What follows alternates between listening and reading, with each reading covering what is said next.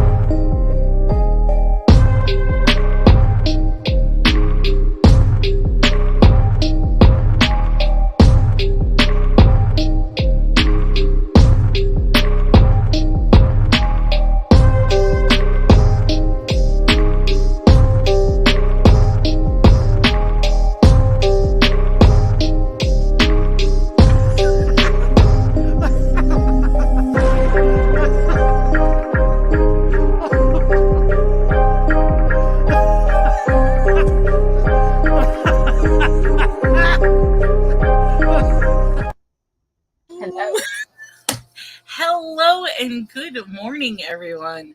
We actually started an hour later, and you know something? I don't even feel like it's an hour later. I feel like it's still early. What time did you get up? Oh, I was up early this morning. I was, but then I went back to bed for a little bit. I was up at like 3 a.m. Stayed up, and then I think I went back at 6. And then like took an hour, and then I got up at 7, and then started. Yeah, I haven't been sleeping well lately. I did not sleep good at all last night. I went to bed at 1, woke up at 2:30, didn't fall back to sleep until about maybe 4, and then was up at 7:30. It was I felt like every time I was going to fall asleep, my heart was coming out of my chest. Oh no. Good morning, Lisa. Welcome to the show. That is not good. I mean, okay, I'm not putting you on the spot, but I know for me personally, when I start having trouble sleep, it's stress induced, it's environmental induced, it's problems that are happening during the day are now manifesting at night. And when it comes to me being sleep deprived, because I'm like a very deep sleeper, I need a lot of sleep. If I don't get my full at least 8 to 10 hours a day of sleep during that, I do. Yeah. That's why I always tease. I'm usually in bed like 9, 10 o'clock. Yeah. So 9, 10 o'clock. Oh my God. That's why they make fun of me during the auctions when I do a nighttime show. Because I'm like, I'm seriously supposed to be sleeping. Well, I can't say anything because Tina goes to bed at 7, but she's up at 1:30 too. Well, that's tough. I used to, working, I always got up. I always had to be up at like 3 a.m. in the morning to go to work. I would go on the road, and then I would have to be at work at 6 a.m. in the morning. So I got so used to like that weird time schedule that I always used to. And now technically that I don't have to get up, what ends up happening is I wake up like during the night, and then I go back to sleep for like an hour or so. Which that is what today is all about, guys. Angela's in the house. We are going to be talking about dreams. We're going to be talking a little bit about issues surrounding bedtime. We'll talk about some folklore and some conspiracy theories. What does it say? Wait. What? I was up for 4 days watching The Hunt for the... Wait, is this a real thing? It was a guy that was broke out of jail, and apparently I think he was loose on the go for like 13 days. And the funny thing is that Pennsylvania Police Department like walked almost on him when he was like maybe in the hay. The guy was smarter than the cops. It took them like, I'm exaggerating, not an army, but it looked like a small, like maybe 50 guys to find this one guy, and he was in plain view in like guys. Okay. I have not heard this story, so I need to research the story. He really was a little person. I mean, I can't say that words. He's short, but he's not a little person. He's short. I mean, that sounds like something out of a comedy. It's like the police and He's originally from Brazil, and oh my God, more like 600. He's like, great job in the end. Right. He's 5'0". Yeah, but you know something? Okay, 5 foot is short for a guy. I'm 5'1", and yeah, that's short for a guy. That's short for a guy. Oh, but man, days were looking high and low. The guy, he went into somebody's garage. He took a rifle, and he was inside this what do you call it? The tree house where kids were. People noticed that the tree house was open, and their kids hadn't been in there. It's the hunt for the little guy. I don't know. Okay, I shouldn't even be saying this, but I'm getting like this image of like a leprechaun or something. And he's throwing fairy dust everywhere. And like, I don't know, like Lucky Charms or something. Okay, that I gotta look up because I did not hear that story at all. So I definitely I need a laugh. So I want to see that. Some YouTubers had 40,000 watching. So this was like a live action where they were capturing this little guy. And oh my God, I missed this. They were trying to find him. That's the thing. And you know what they say, the needle in the haystack? He was in the haystack. And cops, the guy gave an interview, and he said that he thought he was going to get caught so many times because cops were walking by his head.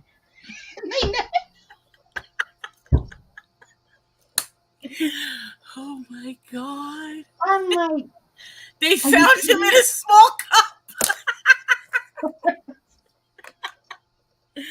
Okay, that is funny. Thank you for the laugh, Rich. Oh my God, I gotta read into that story. And he stole clothes from the clotheslines, and he said if he didn't get caught, that he was gonna not jackknife a car? What do they call it? They were gonna like hijack a car.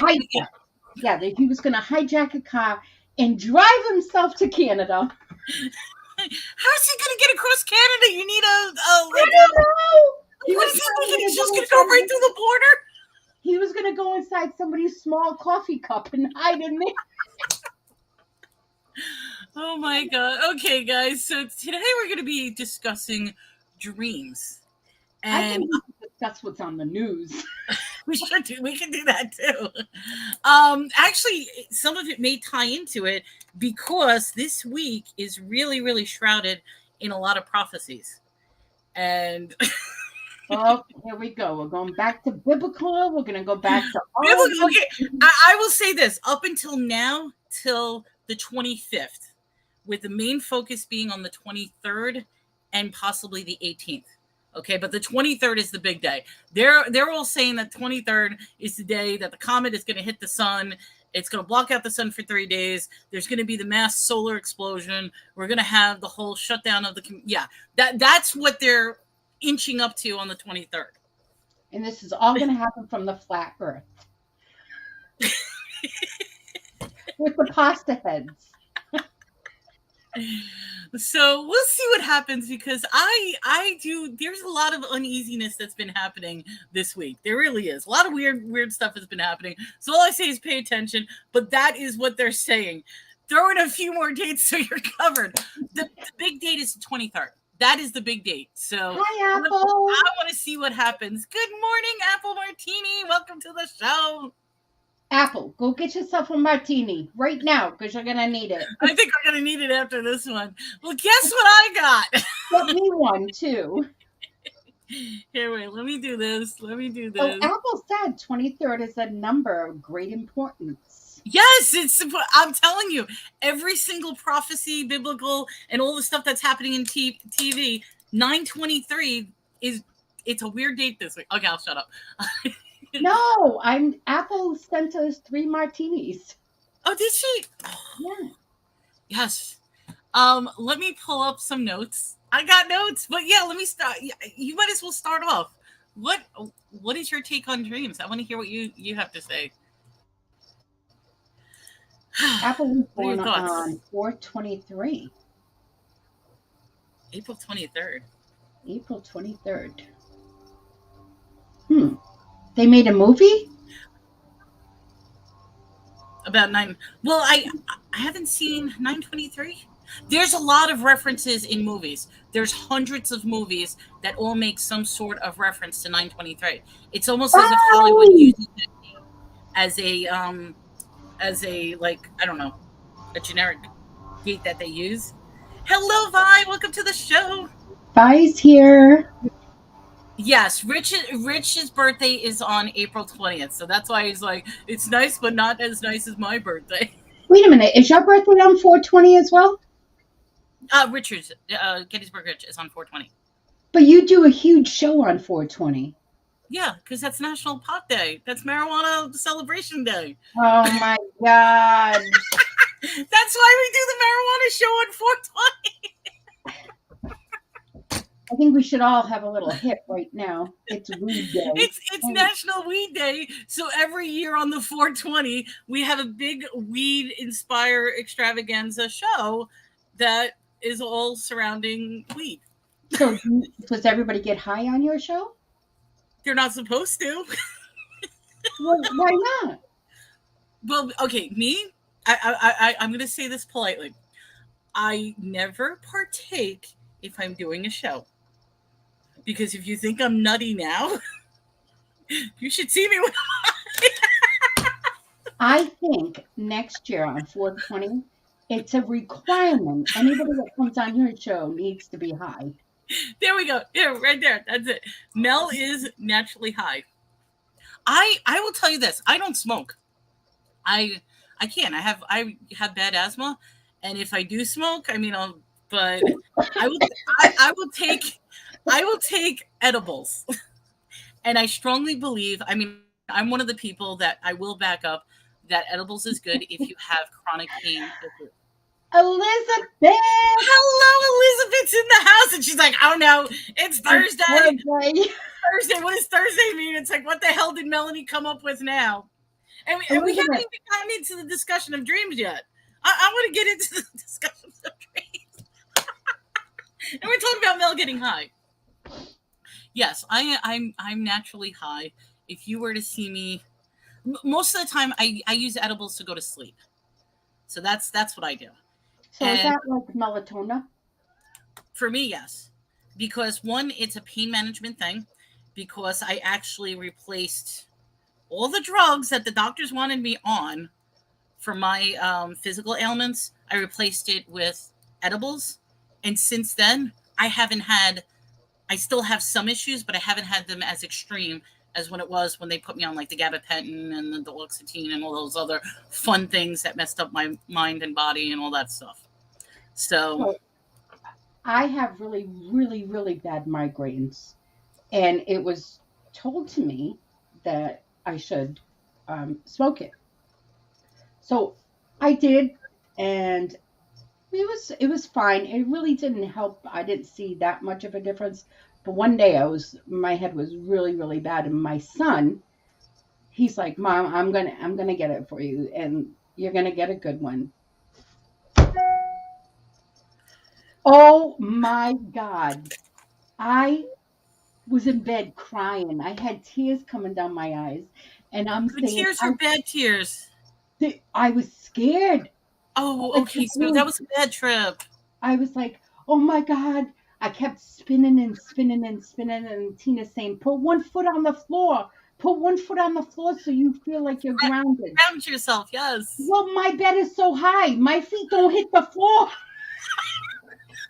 So I had my ass halfway off the bed, laying down with my foot hitting one toe. I think it was like one toe was hitting the floor, and I'm like, it's not helping. It's not.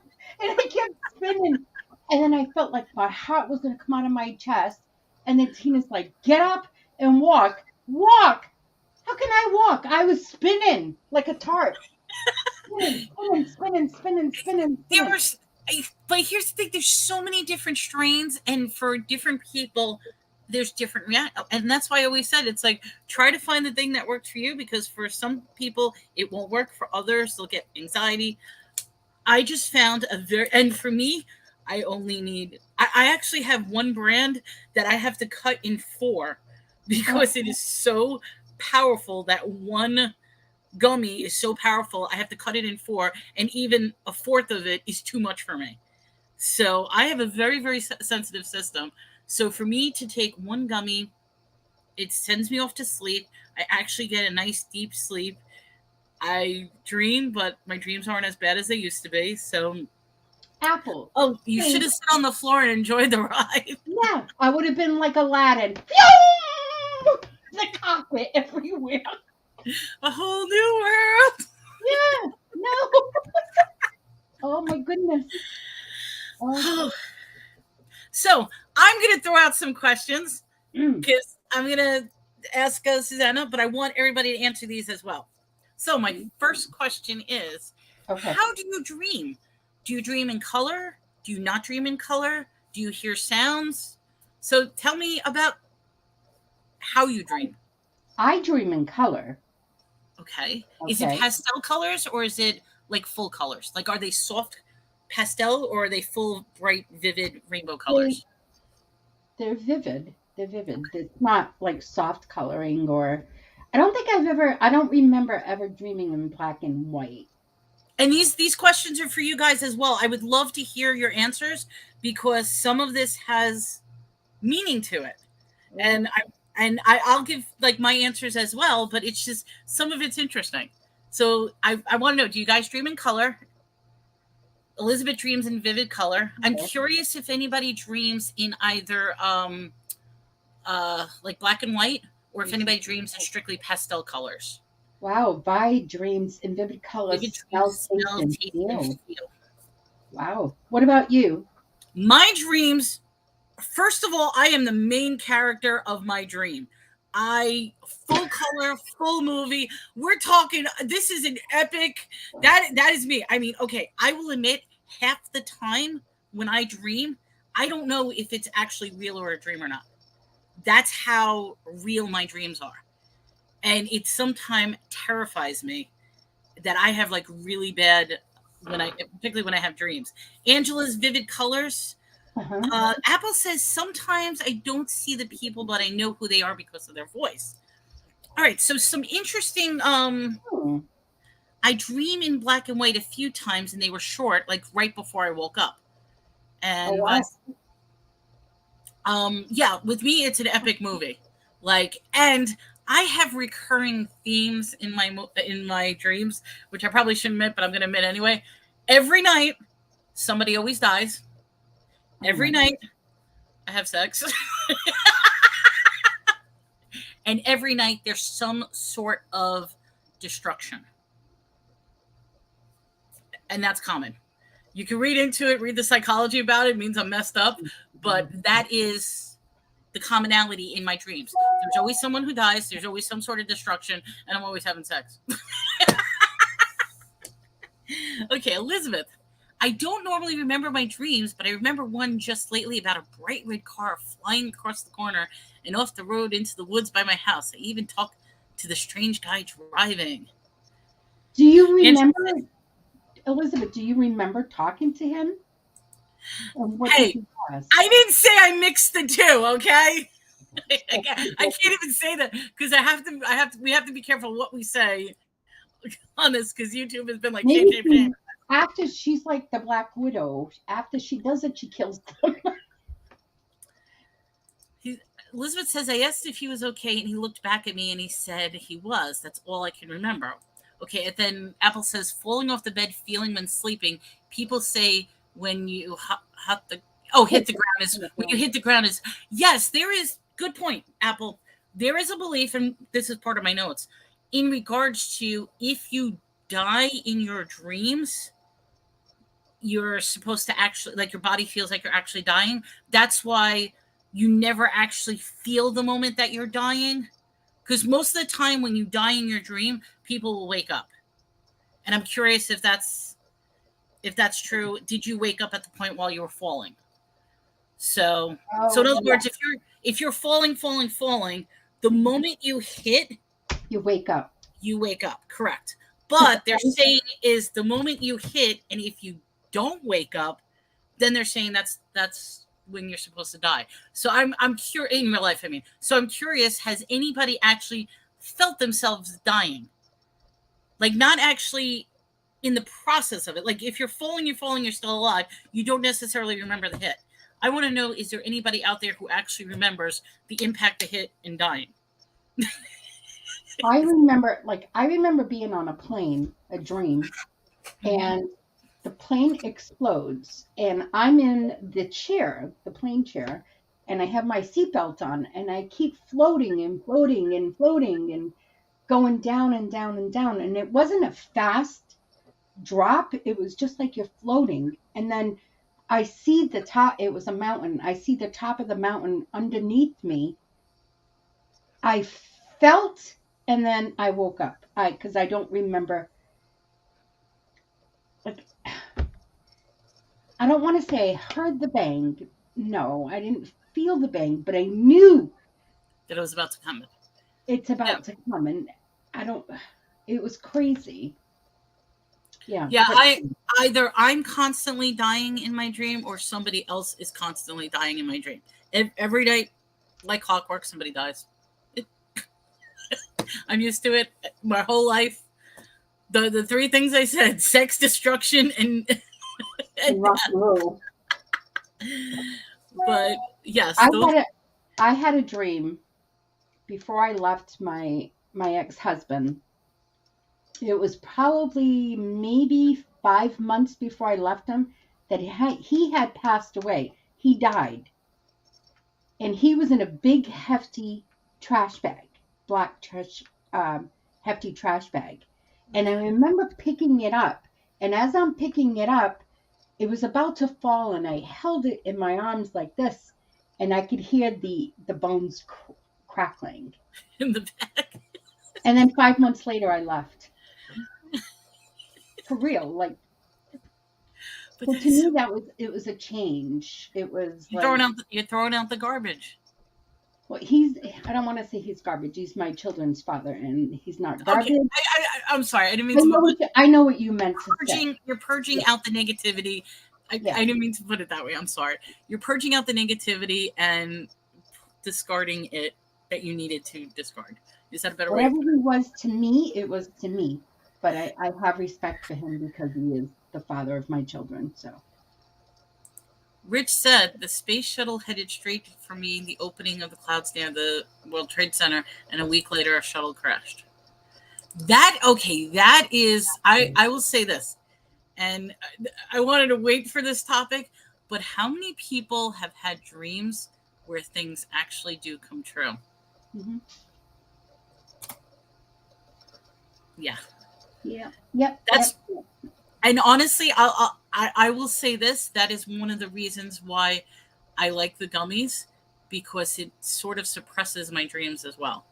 Because, like I said, I have epic movies. I half the time in my dreams, I don't even know if it's real or not, because it's that vivid and that storytelling, and that there are times when I wake up, I have to determine, okay, did what just happen actually happen? And I have to do little cues for reality. I asked a religious guy why. Oh, I want to know the answer. Yeah, I want to know the answer. Yeah, I definitely. Why would God give me this dream? His answer was great. I want to hear what he has to say. Okay, so Apple, you've had it as well. She also says she has a lot of deja vu, repetitive things. Vi as well. So, Oh, that's a great answer. No, that is good, because he trusts you with the information. Huh. Oh, wow. That is powerful, Rich. Elizabeth says some things are only known to God, but there's a reason for it. I was talking with somebody in regards to it, and similar to this answer about he trusts you with the information, there's this belief that God will give you the answers of what you need most in your life, and the answers you need in order to process whatever is upcoming. So it's giving you a like a warning, not a warning, but it's giving you saying that this is about to happen. When it does happen, you won't be so surprised that it's happening. So that's another little take on that I was talking with somebody about that, and I thought that was a very interesting way to look at it. So it's preparing you for something that is about to happen. You may not know what it is, or you may not understand the meaning of it, but because you were exposed to it, it'll be an easier coping mechanism for when it actually happens. Mm-hmm. Yeah. Elizabeth says, I believe that too. God does give heads up. Yeah. And not to destroy anybody's faith. I'm just putting this out as a disclaimer. We all have our individual beliefs and all our individual things. We try to cover all bases and cover whichever personal belief you have. I'm just putting that disclaimer out there. Elizabeth, I'm with you. No, I wasn't negating what you're saying. I'm trying not to negate anybody else in this. I mean, for me personally, I don't use the word God per se. I usually say the universe because I don't necessarily understand the bigger picture, and I feel there's a much bigger picture than what. Oh my God! I know this is totally off subject, but you know me. Go for it. If it's off subject, don't worry. We can get back on track. Go for it. Have you seen or anyone seen the new series? It's not new, actually, but it's called The Chosen. No. What is that about? It is about Jesus and the chosen 12 disciples. Their stories,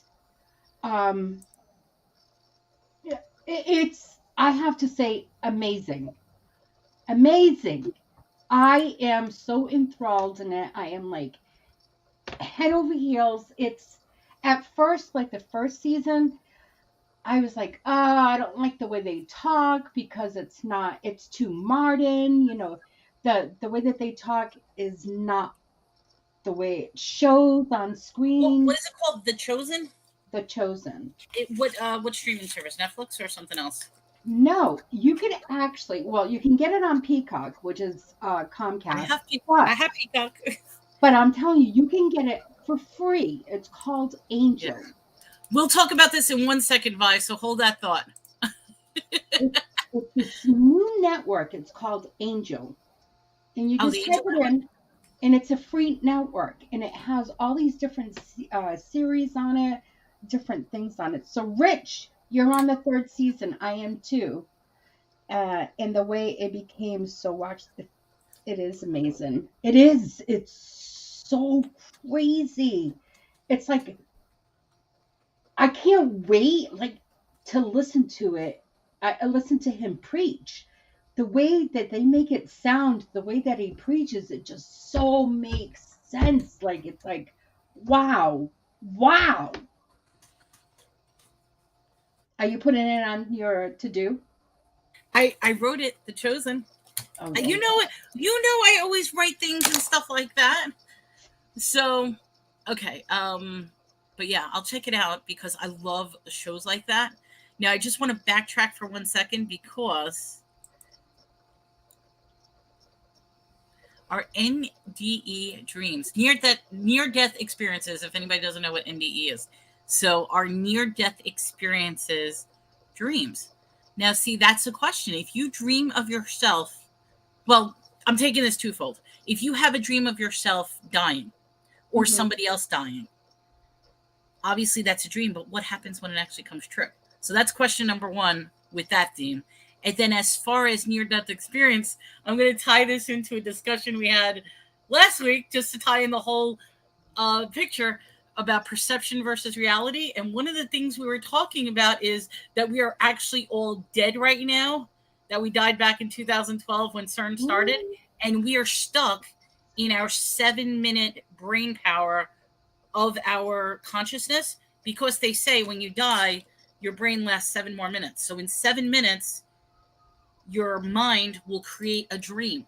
But the problem with dreams is there's no concept of time. So because there's no concept of time, even though it's been 11 years since that happened, we're still within our 7 minutes of reality. But so in our head. That's a mind blow. That's yeah. Can we kick anybody out of our dreams? I don't know. I don't have any power on my dreams. But I'm curious what people think about near-death experiences. Vi said that she's clinically been dead twice. Rich says, what if you're decapitated? Same thing, Rich. Your mind is still going to process for 7 minutes. It's like the whole chopping a head off the chicken and the chicken's still running around. It's still doing stuff. Its mind is still thinking for the next 7 minutes or so. And the question is, what are they thinking? What are they experiencing? And one of the weird theories is that our whole world right now is just nothing more than remnants of a dream that's not actually existing. So, Vi, Elizabeth is asking, have you experienced anything when she said that she's been clinically dead twice. She says, I believe, and this is just me, that not near-death experiences are near-death. And normally there's an event that causes them to happen, like dying, instead of just dreaming them. So that's an interesting way to look at it. Angela, I'm going to hold off on that question just for a moment. Good question. Yeah. We'll come back to this in just 1 second. So I'll highlight that in a second for that. But that's the thing about near-death experiences is because, and we talked about this, I love how the show's tied together in some way. We talked about the whole, when people have near-death experiences, there's always some imagery of like a tunnel of light. There's an imagery of being visited by something, whether it's a lost loved one or some sort of angel or some guide or something like that, that a lot of people who have near-death experiences all share the same common phenomenon that happened during this time. Mm-hmm. And the question is that the portal, like, is death the portal between reality and the dream realm? I mean, that's another theory, that's why we dream, is because we're actually going into another plane of existence on that. Wait, what? My ex used to shine a light in my eyes while sleeping to sleep. I don't have a flashlight, but anybody who watched ASMR when they do the flashlight, it's like, I'm looking at your eyes, I'm looking at your eyes. Okay, let's tackle this question. It's a good question. Has anyone ever had a dream where you're actually trying to wake yourself up? Have a lot of them. Now, Angela, this goes with two things. One, there's the concept of lucid dreaming. And lucid dreaming is where you have control of your dreams. So if you're in your dream and you try to wake yourself up, that is a form of control that you're trying to do in your dream. And people who can, I personally cannot lucid dream. I can't. I have absolutely no control over my dreams. Whatever happens in my dream state, it just happens. I can't change the outcome. I can't change colors. I can't change people. I can't change scenarios. Some people could do that. I would love to know if anybody in the audience can do that. That is called lucid dreaming, and it's one of the most rarest forms of dreams, is for people who can consciously control their dreams. Now, go ahead. So what if, I know I've had a dream like this, that I'm dreaming that I'm running because someone's chasing me, and I'm trying to scream, and I can't scream. And when I wake up, I feel like my throat was screaming. Yeah. Now, okay, so here's a question for you. How do you know that you weren't actually screaming? Because I didn't hear myself. And the feeling that I had was, I was so trying to get it out, and I couldn't. I was trying to say help, and it was not coming out. Elizabeth says she cannot. See, I'm the same way, Elizabeth. I have no control over my dreams. However, Rich, you could change the topic. Oh, wait, he's giving a suggestion. I was going to say, you know how to change the topic? You could change the topic of dreams by living ingredients, something playing on TV. So by images, and you could change the topic. See, that would be interesting. Like I said, I have absolutely no control whatsoever of my dreams. Elizabeth says I've had that, trying to scream and couldn't. My husband said that I yelled in the... Okay, that's why I was asking. Yes! Tina says it all the time. I'm constantly yelling and screaming. So then you're actually manifesting what's happening in your dreams, which leads to the topic I wanted to discuss: sleep abnormalities. I want to get to the root, and I have a little slideshow if you want to do it. I really want to get to the root for people who sleepwalk, sleep talk, things that happen. And I learned a couple of new stuff in dreams that terrified me, and we could start talking about that. But I want to know, do people do weird stuff? Because I've got stories. I've got stories not only of myself, I've got stories of horrible exes that I probably should not even be talking about, but I will flat out talk about because this is good quality stuff. You shaking. Make this shit up. You're shaking. Okay, all right. I gotta tell a story. I think this is one of the best stories ever. Okay, my ex. Wait.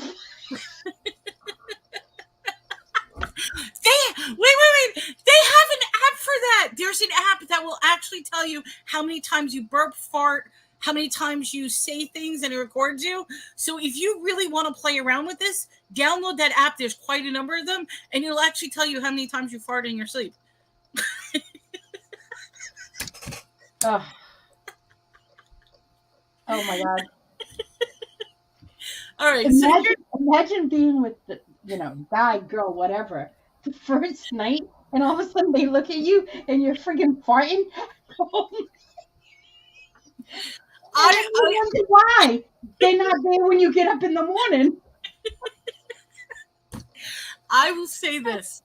I am very, very active during my sleep.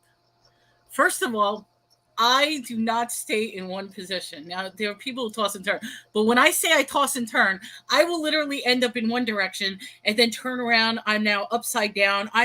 My entire bed gets used every time. I'm rolling like the whole bed. You're having a party. I'm having a party in my bed. I mean, half the time my bed is just. So that's issue number one. I do sleep. I do sleep talk. I've been known to sleepwalk, which is kind of scary. My mother once told me a story, and this is no joke. I was up in bed sleeping. They were downstairs. It was a 2-story. My bedroom was upstairs. In my sleep, for whatever reason, I decided to go down the stairs, go to the front door, and I knew in my sleep exactly how to unbolt the bolt, unbolt the lock, open the door, and I just started to go outside. And they're like, "What are you doing?" I was sleeping. And the worst part is they could not wake me up. She said all she simply did was grab me and then turned me around and brought me right back to bed. Yeah. And the question is, where was I going? What was I doing? And they asked me the next day, "Do you remember that?" I'm like, "What are you talking about?" I had no memory, no recollection, nothing. That I was walking around trying to just walk out the door and just go someplace in my sleep. Mm-hmm. And that to me is scary, because just imagine how many things that could happen or what people could do and consciously do not really know what they're doing or how they're doing it. And that can be really messed up. Mm-hmm. The cat, I know.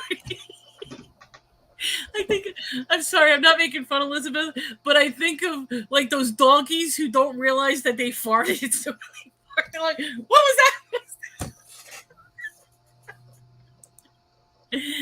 Oh my, how did we go from dreams to farts? I'm all over when I sleep so much that I had to separate bed. Yeah, that is, well, one of the things, snoring. I can't take snoring, but yet I'm a snorer. I snore. That's not see. What? I'm a snorer. Yeah, but if somebody is really, really loud, I can't take it. My mom pointed to the front door when I was sleepwalking. Did you actually go out, or like just go to the front door? Go out. She probably opened the door for you and shut it.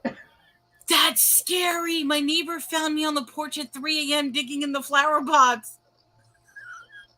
I'm not laughing at you. I'm tying it into Elizabeth's flower pot story with the raccoons. No, but that is scary. Because the question is, if you're actually going outside, what other things in the past have people done? I have a friend from childhood who still walks in his sleep. You can get up and he'll be standing in the kitchen having a conversation with no one, and he's sound asleep. I bet you people have gotten away with murder saying that they were sleeping. Possibly. Mm-hmm. It is possible, particularly when you block out everything that happens. To me, it's a really, really scary implication of what could happen if you are fully unconscious of what you're doing and something like that happens. Yeah, she dressed and unlocked the door herself. Yeah, that's the amazing thing. Like I was saying, my mom could not understand that me as a little girl could figure out, okay, I could use my two hands in my sleep. I've got to unbolt the one, I got to unbolt the other. And it was, I know that's not, I've slept near him, but my brother hunts with him, and the guy is seriously embarrassed by it. Aww. Well, nothing to be embarrassed by. Well, if you're talking to something that's not there and you're sleeping, here's there's nothing in this world that anyone should be embarrassed by. Nothing. Because Rich has a good question. Okay, back to the dreams. Do you like to dream? Me? No. We're both like, no. No. I don't like to. My answer is because A, my dreams are too violent, and B, a lot of times there was stuff in my dreams that came true. I don't want to know that stuff. So I rather live ignorance is bliss and not know than have it in my dream and have it come true. So if it was up to me, I prefer suppressing my dreams rather than embracing my dreams. Yeah, I don't. I wake up and I'm constantly thinking about the dream. And then even if it was a good dream, I'm still in a bad mood. I feel heavy. I don't like it. I don't like the feeling that I have of myself. I don't know why, but it's just me. She says, I don't think he should be embarrassed by it either, but he really is. I think he looks at it like there's something wrong with him and not. Actually, the sad thing is, they said for children, it's very common to sleepwalk. Mm-hmm. However, for adults to sleepwalk, and this was one of the facts, usually there's an underlying condition. Doesn't necessarily mean a mental condition, but for adults to sleepwalk, there is an underlying condition that's not being addressed in the body. And that could be interpreted in so many different ways. So Tina sleepwalks, and she sleep eats. Good point. Continue. I want to get to that one, but go ahead. So at first, I used to leave like a little snack for her on the countertop, so that way, because before I came around, I guess she left the faucet on. Her kitchen got saturated with water. She was trying to cook a grilled cheese sandwich. She burnt the grilled cheese. The alarm went off. So knowing that, and then all of a sudden seeing her sleepwalk, I was just like, whoa. So I'll have food on the counter for her. She'll go in the fridge, open up the fridge, crack open, a water or whatever, and start drinking, eat, and then walk like she's bouncing off the walls. My kids have literally, when they're over and she's sleeping, when she gets up, they're constantly behind her, walking her back to bed. Yeah. Couple of things that are said. Vi pretty much she says she loves to dream. Gettysburg loves it as well. He says it's a way that God communicates with us. Angela's on the side. I don't like dreaming either. Yeah. Very important point. Doctor said I went outside because of Ambien. Ambien? Okay, I will say that stuff. I shouldn't have said it. I gotta watch my language. That stuff will mess you up completely. Any sort of drugs could have an interaction with your dreams, and in some cases, you can actually dream a lot worse. With any type of psychotropic drugs or mental drugs or anything that You ever notice how they always give the symptoms as suicide, nightmares, this and that? Because a lot of time those drugs to the wrong people will actually exaggerate whatever problems they have. So if they have like depression issues and they're taking stuff for depression, it'll actually do the opposite and make them even more depressed or make them suicidal, or you know what I mean? So you need to be very, very careful with drugs. Ambien is the devil. You need to be very careful. Yeah, my doctor says even people drove on Ambien. I don't know how. I took Ambien a couple of times. That I was seeing things I've never seen before. And Ambien is one of those things. Ambien is basically one of the strongest sleep medications on the market. I say one of the strongest. There's other stuff too, but Ambien is a very, very common one. And the thing about Ambien is if you fight it, like if you try to fight to stay awake on Ambien, it will actually exaggerate your hallucinations, your anxiety, your panic, and stuff like that. And that could be a really weird manipulation of using drugs in your system. No comment. That's all I have to say. Yeah, Elizabeth says I've seen melatonin makes you dream. Wait, makes you dream more. Yeah, Ambien is bad stuff. Melatonin is a natural. That a lot of people take melatonin. It's great to fall asleep. It's natural. It doesn't really. It's not addictive. Ambien is the stuff that you get addicted to. Xanax is in the same market as Ambien. It really is. But I use Xanax to sleep, but not very often. Yeah. So for me, it's gummies. That I'm good. I'm just gonna flat out say, yeah, I'm a gummy taker. That's what I use to go to sleep, and that's what helps me. But you know something? Everybody's gonna take something different. Why? Oh my God. I thought it was only me. Oh, I want to hear the stories. Holy, whenever I go in for surgery, right? There's that little space of time that they tell you that, okay, count backwards, right? The feeling that you get when you just go into surgery, it's like there's nothing to describe it. Nothing matters. Everything is so soft. It's like a pillow of a cloud. It's, oh, what a feeling. What a feeling. I see. This is the bad thing. If you've been exposed to being put to sleep for surgery, that's a bad thing. I've had this happen a couple of times because I had multiple surgeries. And my very first surgery was actually my tonsils, getting my tonsils taken out. They put the gas on me and told me to count to 10. Now, normally you don't even get to 3. You're out before you get to you're like 10, you're like 10, 9, you're gone. Mm-hmm. Like, you know what I mean? For me, I did the entire countdown. I was like 10, 9, 8. I got all the way down to 1 and nothing happened. But then after that, I went to sleep. So it took a full, and that usually never happens because I remember the doctor even said, she's still counting. I remember that. And that's what I remembered about the time I got to 1 after the doctor saying she's still counting. So I don't know if they upped the gas or whatever the hell they did, but I was out before, but I actually reached the countdown. Yeah, I think I've gotten to 97. I try to remember, and it's like 97 in all the times that I've been put to sleep.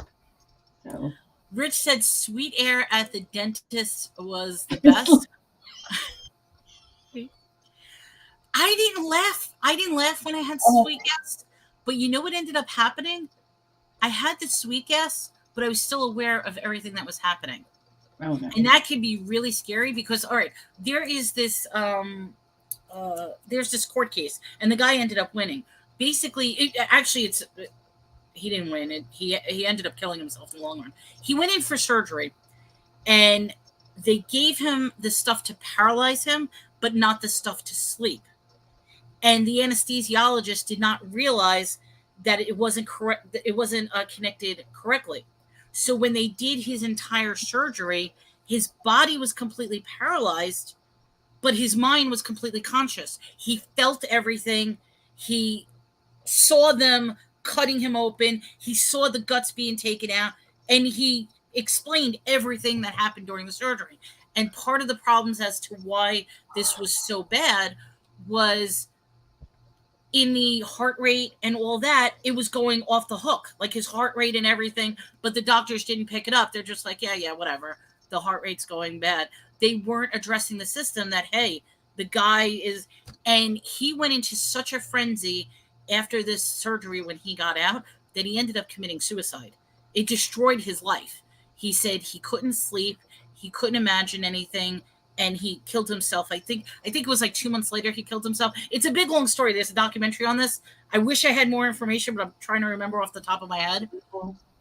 Because I wasn't tying that into this topic, but since we brought it up, but that is a very interesting thing about the whole idea of going into surgery. All right, let me backtrack for 11. Okay, so Elizabeth's never done the gas at the dentist. I've done it a couple of times with my wisdom teeth. I was given something to sleep when they did my heart stents, but was awake and just conversing with the doctors. I saw the artery open up, and then he inserted the stent. Wow. Vi, if you don't mind me asking, you said you saw it. Did you feel it?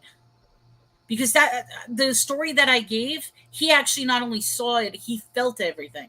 So I'm just curious in your experience. How did he feel it if his body was numb? Because it still processed the pain. That was the problem. He processed everything. So he was describing it. It literally was as if somebody was torturing you, but you couldn't move. He felt the cut. He actually felt the surgical cut. He felt them moving around and cutting things. And yeah. Oh, Vi says she felt lovely. Okay, so you didn't feel the pain. You just saw everything. Do you believe stories of floating above and watching the surgery? That would be near-death experiences. I believe that. Yeah, that's you leaving your body and looking down at your body. So I would say, yes, I believe it, but it's how you come back into your body that makes it interesting. Yes, I think that's the very beginnings of near-death, floating above your body. Mm-hmm. Yeah, no, I don't. I didn't feel the pain, but I felt the gush of energy when the artery was being opened. Wow. I had my doctor say, this looks bad. Ouch. Yeah, when you remember the stuff that your doctors say during surgery, that's bad. The only surgery I don't want to be awake, and I don't want to hear no doctors if I'm having a colonoscopy. Done. No, thank you. Make sure you knock me out. I don't want to know. I don't want to feel nothing. That's it.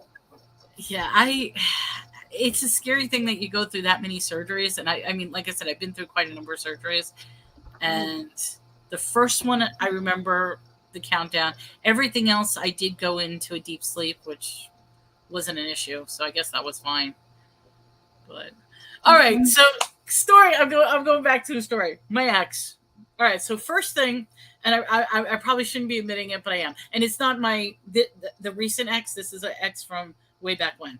So the first thing is I would hide his pocket knives because he would take off his pocket knives, put it on the end table, and I would actually hide his knives because I was afraid that in his sleep he would actually stab me with the knives. So I always hid the knives. That was issue number one, is hiding the knives. What's demented is that you're laughing about it. I know. So that was issue number one. Okay. I think one of the best stories, and I have to describe this. I have to tell the story because I love this story. So just imagine, okay, so it's a apartment. You've got the main bedroom, you've got the living room, and in is a hallway where the bathroom is, separating the two rooms. In the bedroom, he had one of those old, very heavy wood dressers that had the metal, everything like metal brass and stuff like that, where if you try to lift it up, the dresser is like 500 pounds. Okay, so you got that image on these old dressers. Don't ask me how the hell he did this, but in his sleep, he went to the dresser, dragged it from the bedroom, through the hallway, into the living room, climbed on top of the dresser with a broom, starts banging on the ceiling with the broom because he is trying to open up the portal, the submarine portal. the submarine portal that's in the ceiling, so that finally when the submarine portal opened up, he's now waving to all the sailors who are climbing up and down, telling him thank you for saving us. And they're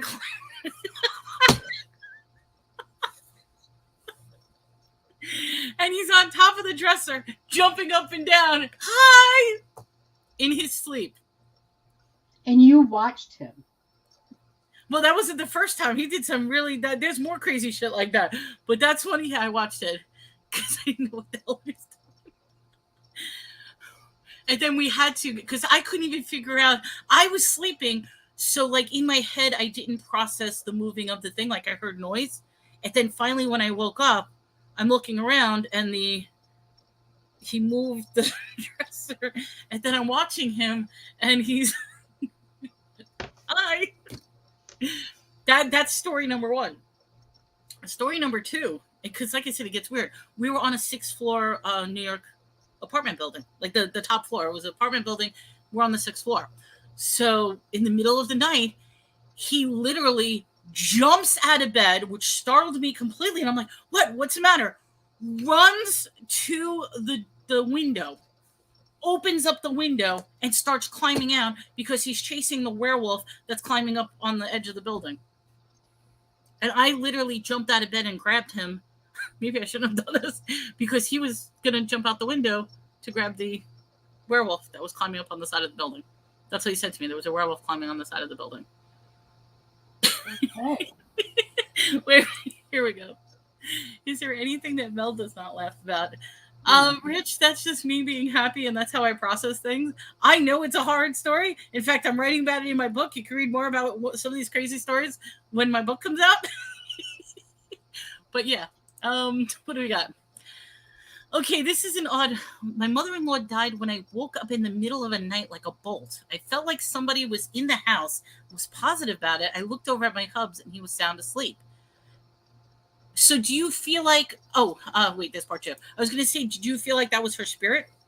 When she passed, I felt that she came to say goodbye to him, but I'm the one who felt her. Aww. So you know what it is? She couldn't communicate with him, so she communicated through you to give him that message. That's what it is. She knew you were stronger and you were more willing to accept it than he would be. That's harsh. When they were removing the cancer from my breast, I remember the doctor describing the color of the tumor. Wow. Oh, that's harsh.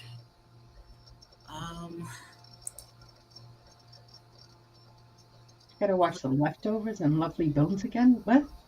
I missed that. Oh! Actually, can I pull something? I'm gonna pull something up because that's the first thing in my thing. All right, hold on. Let me get my little happy because I wanted to pull this up before and I didn't even do it. All right. Did anybody? Okay, movie is Inception, Leonardo DiCaprio. If you've never seen that movie, my suggestion is go watch it. It's very, very deep. It involves dreams. I think it's crazy. I thought it was I really liked that movie. Did you? Yeah, I did. What am I looking for? I'm looking for my notes. Where are my notes? Hold on. I found that movie to be for me, a lot of anxiety. Like, okay, let's share. And you know something? I think what I need to start doing is all these little slides that I do. I think I need to start posting them so people could actually see them. I'll start doing that on my page. But here, we're doing dreams. Now, the question we were doing was Inception. I've got right here. We're going to talk about reality testing. And this ties into exactly with the movie with Inception. So in the movie, as a reality test, he'll take a little top. He'll start spinning it. If the top falls, then he knows he's in reality because eventually the top will stop spinning and it'll fall and gravity takes over. That's how he knows it's real. However, if he's spinning the top and it keeps spinning, then he knows he's in the dream realm. And that is things to do in a dream. And if you have the power to do this in a dream, which is lucid dreaming, try some of these tests. because it's some of the most amazing things in the dream if you could set your mind to it. Me, I've tried it. I cannot control my dreams. I cannot do anything in my dream. But some of the things to think about is use something to ground you. In the example of the spinning top, look at a reflection of yourself in the mirror. That is scary. So in your dream, try to focus on, can you see yourself in the mirror? Or can you see any reflections? If it's not the mirror, can you see reflections in windows or in in water? So if you're looking down at water, what type of reflections do you see if you look in the mirror? Most important one, ask yourself what time it is. Or not yourself. I mean, ask somebody in your dream, what time is it? That, they say, is going to stop your dream in its entirety. Because in your dream state, you cannot determine what time it is, because time does not exist linear in your dream at all. And that's why you can have a 15-second dream, but in your head, you just had a couple of hour dream. Meantime, the dream only lasted 10 to 15 seconds. Let me just see. Okay. The first thing in... Wait. I told him he thought so too. Okay, here we go. We really can't control our dreams. I try to spin the salt. Hello, Zach White. Welcome to the show. Have you heard anything similar to a man wearing a fedora? That talks. I actually have a slide on that. Not necessarily the man with the fedora, but it's visitors in your dreams. So Zach can hold off just a minute on that question. We'll get back to that, okay? Because I would love to talk about. Because my next thing is demons during dreams. Oh my God! Here we go. What? You don't want to talk about that? Well, I know we're going to, but I'm going to have a cigarette for this one. That's good stuff. I got to shut myself up. I'm here. That's good stuff. Oh, she's hiding. She's hiding herself. She's like, I'm having a cigarette. I'm having a cigarette and listening and talking and but I'm guys, going to go get my fedora. I'm going to make this a little bigger so people can see it. I'm sorry. So yes, I want to know in the future. Oops, oh no, did I lose it? There it is. I want to know, guys, try to take these tests in your dreams. Rich, I love David Lynch. I'm a huge David Lynch fan. He is amazing, particularly his views on transcendental meditation. If nobody knows who David Lynch is, he's the one that did movies like Twin Peaks, Mulholland Drive. He's done Blue Velvet, very Elephant Man, really creepy movies. I'm so sorry. Oh no, Zach, no, don't take it. I do this all the time. I go. We encourage and have a cigarette. No. We encourage people to ask questions. We want to. This right here, the topic that you brought up is such a good topic that it's gonna go into a whole nother. That's why I'm like, just hold off 1 second on that topic. We were not dismissing it. No. We love questions. We want this. No. We want this to be an open forum. We do. All right, so oops, nitrous. Yes! Rich knows exactly what I'm talking about. Mommy! Sorry. Yeah, if anybody wants really weird movies, just watch a David Lynch movie. Yeah, if you just very deep, very confusing, you won't know what. In fact, there's a brilliant movie. It's a short film. I gotta look it up. It's David Lynch with it's a demonic bunny rabbit in a weird dystopian type thing. But what he did was he took an entire dialogue and then cut it up into snippets and then rearranged the dialogue completely where nothing makes sense in the entire movie at all. So it's like if you just took the entire screenplay of a movie and then chop it up sentence by sentence and then throw it into a bowl and then just pick one sentence at a time, that's exactly what that movie is. And people have been trying to put the movie together to actually make sense of what the sentences are supposed to be. Sorry. Eraserhead was his first one. Very weird stuff. I don't know what that is. Kind of like reading Dean Koontz. Yep, that guy is strange, straight up twisted. That's for sure. Dean Koontz. I like Dean Koontz too. He's a great writer. Really weird stuff. All right, so let me go back to my little notes, because let's get to the talk about the man in the fedora, which, am I in the right one? Okay. Yeah, I want to talk about some sleep disorders as well later on. Here we go. Sleep paralysis. Okay, let me go back for 1 second. Let's talk about sleep paralysis for a second. Okay, I'm going to go back. Let me start in order, because if I go out of order, then it's going to be messed up. Here are the following sleep disorders that people have. Now, I'm curious if anybody actually has these sleep disorders. So we got sleep apnea, you got snoring. We talked a little bit about snoring. Narcolepsy, you just fall asleep. Sleep paralysis, that I'm going to concentrate on. Sleep talking, we talked a little bit about that. Restless leg syndrome, where Oh my God. Yes. insomnia, and then exploding head syndrome. I had no idea what that was. I had to look that one up. So, of course, what's the next one? We've got exploding head syndrome, EHS. I've never heard of that. I've never heard of it either. Those who imagine loud noises before falling asleep and when they wake up during the night. It affects 10% of the population, and it's more common for those 50 years and older.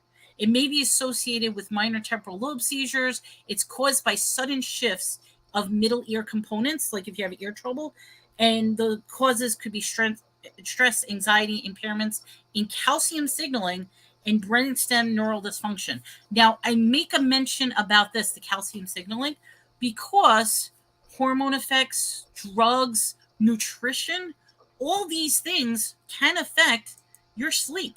So if you have any problems and any deficiencies, that could be what is affecting your. So one of the things they always say is to eat healthy. Eat healthy, diet, exercise, get your mind, get your body, get your spirit back, all in alignment, and then that'll help some of these sleep ailments. Let me just see what we have. Now, when does this fall into the part that, like, when you're trying to fall asleep or when you're about to fall asleep and you jump? Yes. So yes. What is that? So I know I get this problem sometimes, is like when I'm drifting off to sleep, I feel my body like do this. I think you end up waking up, and then you're trying again, and sort of like this. But with exploding head syndrome, they're hearing the sounds as opposed to hearing the responses. Oh, okay. No. Vice. Oh, God, thank you so much, Vi. We appreciate you being here. I'm 70, but never experienced. Some people will never. I mean, these ailments that I'm showing, some people have never experienced some of these. Others have experienced multiple of them. So I'm just bringing some to light to talk about, because I think these are just fascinating with what goes on with some of these disorders. Now, the big one I want to talk about is sleep paralysis. And the reason is there is so much history, lore, folklore, and this ties into the man with the fedora. Okay, so sleep paralysis. Let's talk about this.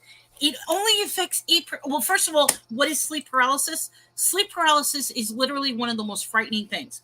Just imagine your mind. It's similar to what I was talking about, the guy on the operating table. Your mind is completely aware of everything that's going on. You're processing everything. However, your entire body cannot move.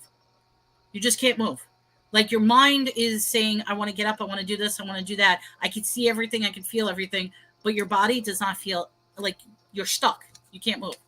So it's sleep paralysis is also called atonia. It's the inability to move or your body or speak. They report having difficulty breathing, chest pressure, distressing emotions like panic or helplessness during sleep paralysis. During an episode, you may hallucinate. You might hear things, feel things, see things, which are absolutely not there, which often results in fear. And episodes usually don't last more than a few minutes. Imagined sounds such as humming, hissing, static, zapping, buzzing noises are reported during sleep paralysis, and other sounds such as voices, whispers, roars are experienced. It has been known that one may feel pressure on their chest and the intense pain in their head during an episode. These are usually accompanied by intense emotions such as fear and panic, and people have sensations of being dragged out of bed or flying numbness and feeling electric tingles or vibrations running through their body. And sleep paralysis may include hallucinations such as an intruding presence, a dark figure in the room, suffocating, or the individual feeling a sense of terror accompanied by feelings of pressures on one's chest. So that is sleep paralysis. Okay, wait a minute. Here we go. I've noticed that many people I know have been waking up between 3 and 4 a.m., not too sure what to attribute that. TCM says that is a liver issue, liver and lungs. That's something to look at with TCM. As bad as I hate to have to go, Her Majesty. Oh, you gotta leave. Elizabeth, take care. We hope everything's okay. You can always look back at if you ever want to do that. But we appreciate you being here. Thank you, Elizabeth.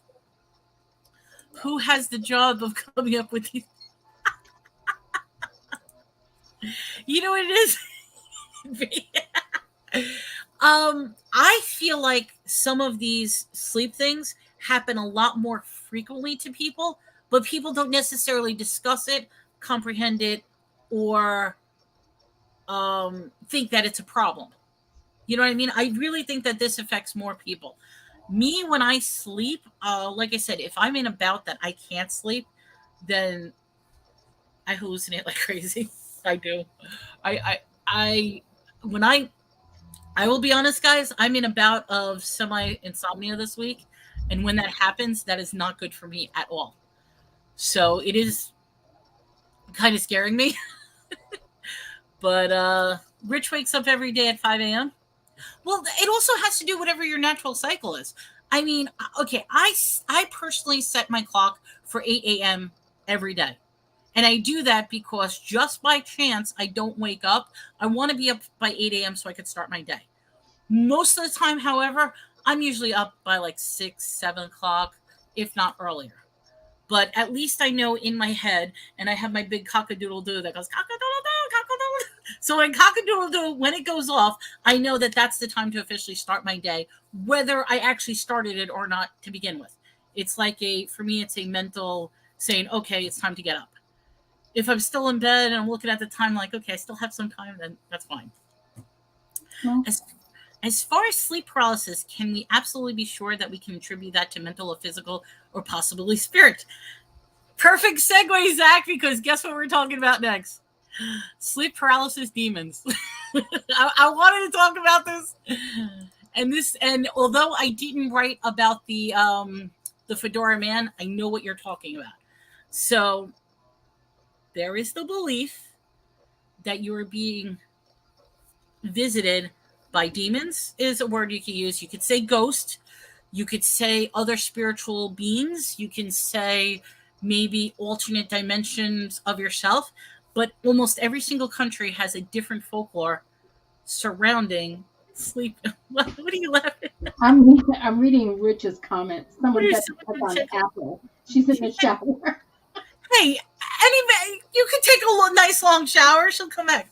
Vi says my circadian rhythm is way off in almost a year here that I finally stopped fighting it and sleep when I sleep and wake when I wake. That's the best way to do it. It's like what I was talking about with Ambien. If you fight Ambien, I shouldn't even admit that, but yeah, that's a trick. If you're on drugs, try to fight Ambien and see what happens. God, why am I saying that? Okay, so Albania has the mokti. It's a belief that a male spirit with a golden fez hat appears to women who are usually tired of suffering and stops them from moving. It is believed that they can take his golden hat, he will grant them a wish, but he'll visit them frequently, although he's very harmless. So that ties into the man with the hat. That's an Albanian folklore. So I'm going to have friggin' dreams tonight. I know this. Sure. Oh, I'm going to scare you. I'm sorry. Susanna's going to probably call me. What the hell did you do to me? She's going to say, if I'm up at 1 or 2 o'clock in the morning, she's going to be up because I'm going to call her. She's going to have to stay up with me. Stop it. Wait, who's stopping? Is that an animal or is that... No, I have all trees in my backyard and the damn squirrels are throwing the nuts everywhere. And it's hitting my fire escape. And it makes noises. Stop! They're throwing the nuts. All right, so if anybody dreams of a guy with a golden fedora fez hat, try to take his hat because then you'll be granted a wish. But do you want to be granted a wish and have him visit you frequently? No, Zach. We encourage this. We like this. We want this stuff. That's what. Trust me, she wants it. I want this stuff, particularly since. Okay, wait. I'm going to say this. You guys know how geeky I am. I prepare slides because I anticipate what is going to be discussed. Like I try to think, what are we going to discuss? Or this is a fallback if the conversation goes dead. I have something to talk about. That's why I do these. And the fact that people are asking, I'll be like, I got a slide on. So that to me is a compliment, Zach. You're driving the conversation. That's what we like. We like that. Don't ever be sorry. Yes, don't be sorry. I met the devil head on, and I will tell you the scariest thing he said after I fended him off by using Viper. I want to know what he said. He didn't say that. I have apples that... He's talking about the squirrel. I want to hear what the devil said to you. I have apples that hit tin roofs. He's talking about the squirrels throwing apples. I want to hear what the devil said. And what's funny, or rather ironic, is well, thank you so much, Zach. Be sure to subscribe.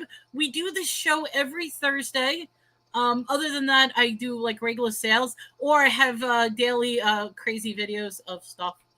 Zach, I can only take Thursdays. That's all the other days I'm recovering. And here's the thing: this is only our 4th show. That's what makes it even scarier. Oh. I mean, I love Susana. I look forward to these shows. I really do. And I look forward because of your expressions. Wait, what did the devil have to say to you? I know it's not about an apple hitting the tin roof. I want to know what the devil said. You cannot leave. Wait, Rich, you cannot leave us hanging on this. What did the devil say to you? I asked the devil, is this my what? Deserve. Is this my desert visit or my garden of Gethsemane? And wait. What? Says the desert. Okay, you have got to explain that because I have no idea what you mean. I'm confused about that. I don't know. Is this like the desert, the 40 days where you take your sabbatical in the desert and they're visiting you? Is that what you're referring to? I don't know. Rich goes for 40 nights in the desert? No, but that's the whole metaphor of you with your life. No, I thought you meant that he actually goes for 40 nights. No. I'm questioning if that's what it's. The devil visited Christ twice. Oh, absolutely subscribing. Thank you. Be sure to subscribe, Susana, too. I should get you your link, Susana. Yeah. Put your link. I don't know. You can subscribe to me. I'm not this crazy. In fact, I just realized because I'm reading everything through StreamYard instead of through. So apologize. So now you're blue, Zach. So thank you. Yeah, Rich, you gotta explain. I want to hear more about your visitation with the devil. Oh boy. I do have a really weird conspiracy theory. Has nothing to do with dreams. I just heard it the other day and I told it to somebody and they're like, I don't want to hear that. But it really is an interesting one. So I'm doing a quick aside, guys. So she's going to be coming up with her own conspiracy theory. No, this one's good. It's not mine. This is what people are saying.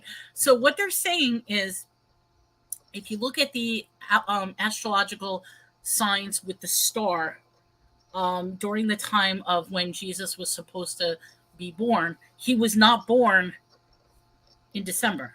No, he wasn't. Correct. They're saying that he was actually born in September, approximately the time of September 11th. And there are references in the Bible which talk about how God says that you are going to forget me. You're going to forget. And we already mentioned in past shows in regards to forgetting God's real name, which is Yahweh. And I explained that in another show. But to forget his birth.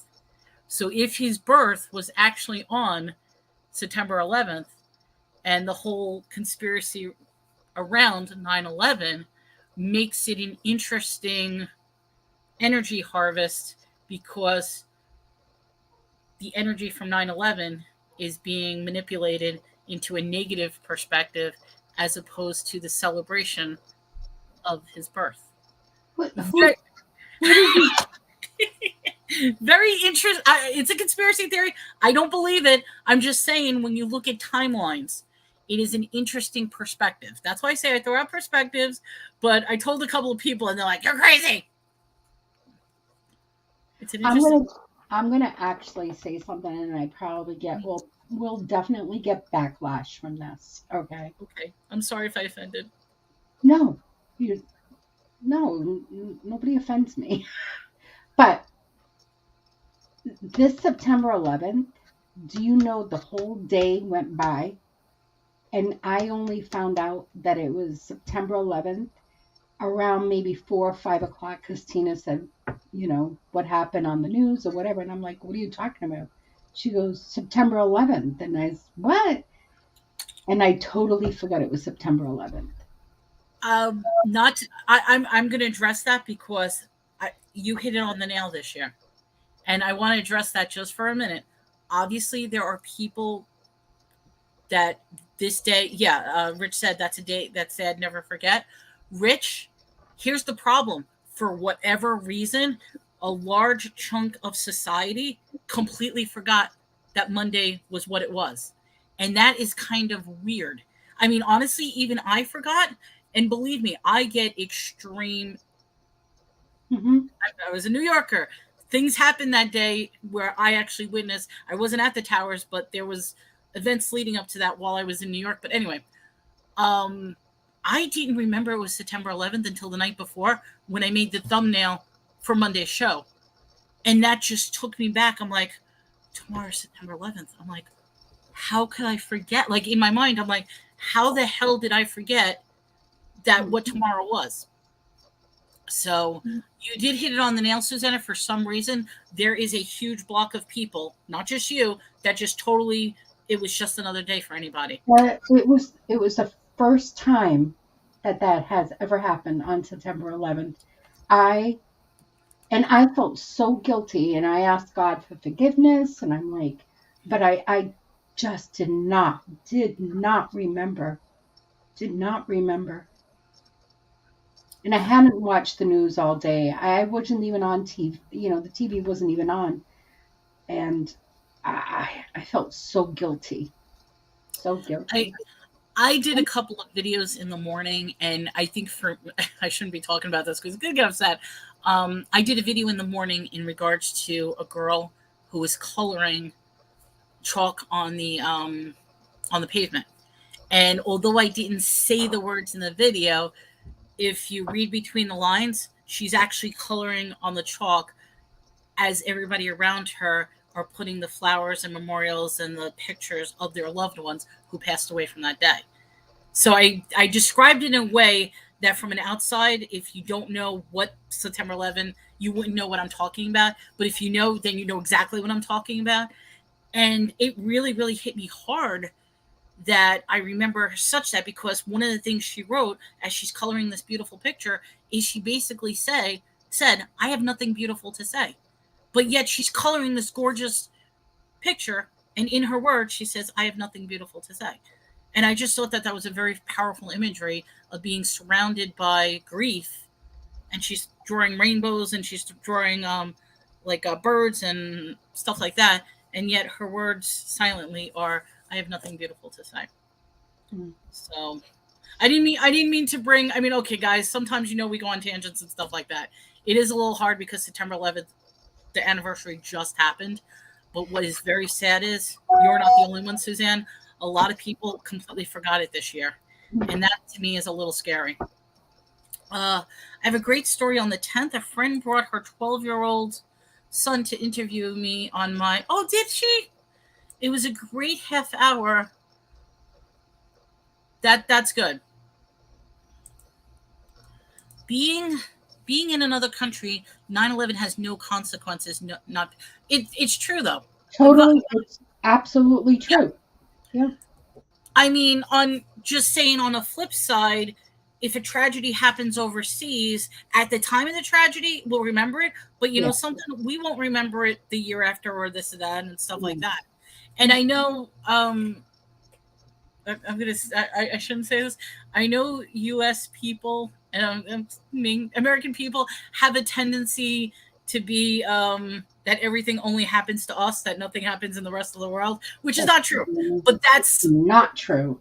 It's not true. But what I'm saying is that's a mentality as a society for some reason that we have, and that is ingrained with us through propaganda and teaching and all that other stuff. I don't need to go into that, but the fact is, it's true. And I almost think there's that energy harvesting theory that I told you about, where they want to invoke certain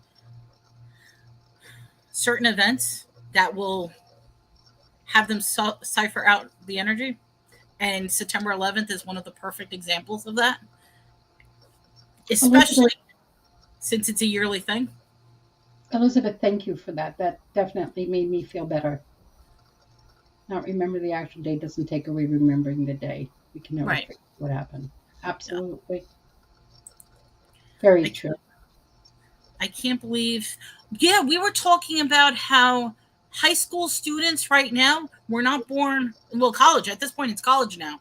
Yeah, they were not born during the time, so they only had the consequences of the memories as opposed to the actual event. And that's what's making it not interesting, but that's what's making it sad, is it's going to eventually be a point where the people who are alive were not alive during the time it happened. So that is sad. All right, I think we need to go back to sleep paralysis, because that's the 9/11 is a tough topic. It really is. I didn't grow until I left the U.S. and traveled to other countries, and you get to see how they see things. I'm going to say this.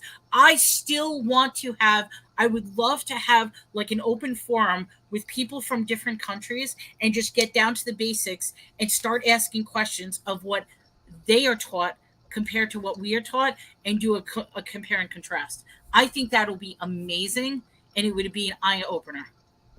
And particularly right now, I mean, I should not knock down India, but the whole Indian space program hitting the moon, to me, is one of the funniest things happening right now. But I'm not going to go into details because we already talked about that the other show.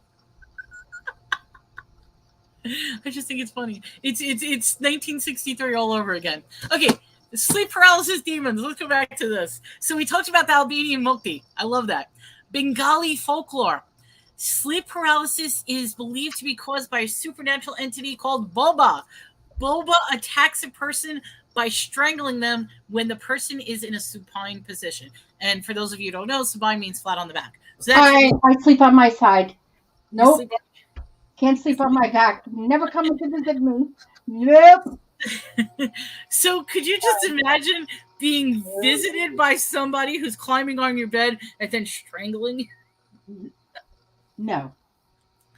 As human beings, makes us, we don't forget about, we stay strong. It's almost exactly the same but different contexts.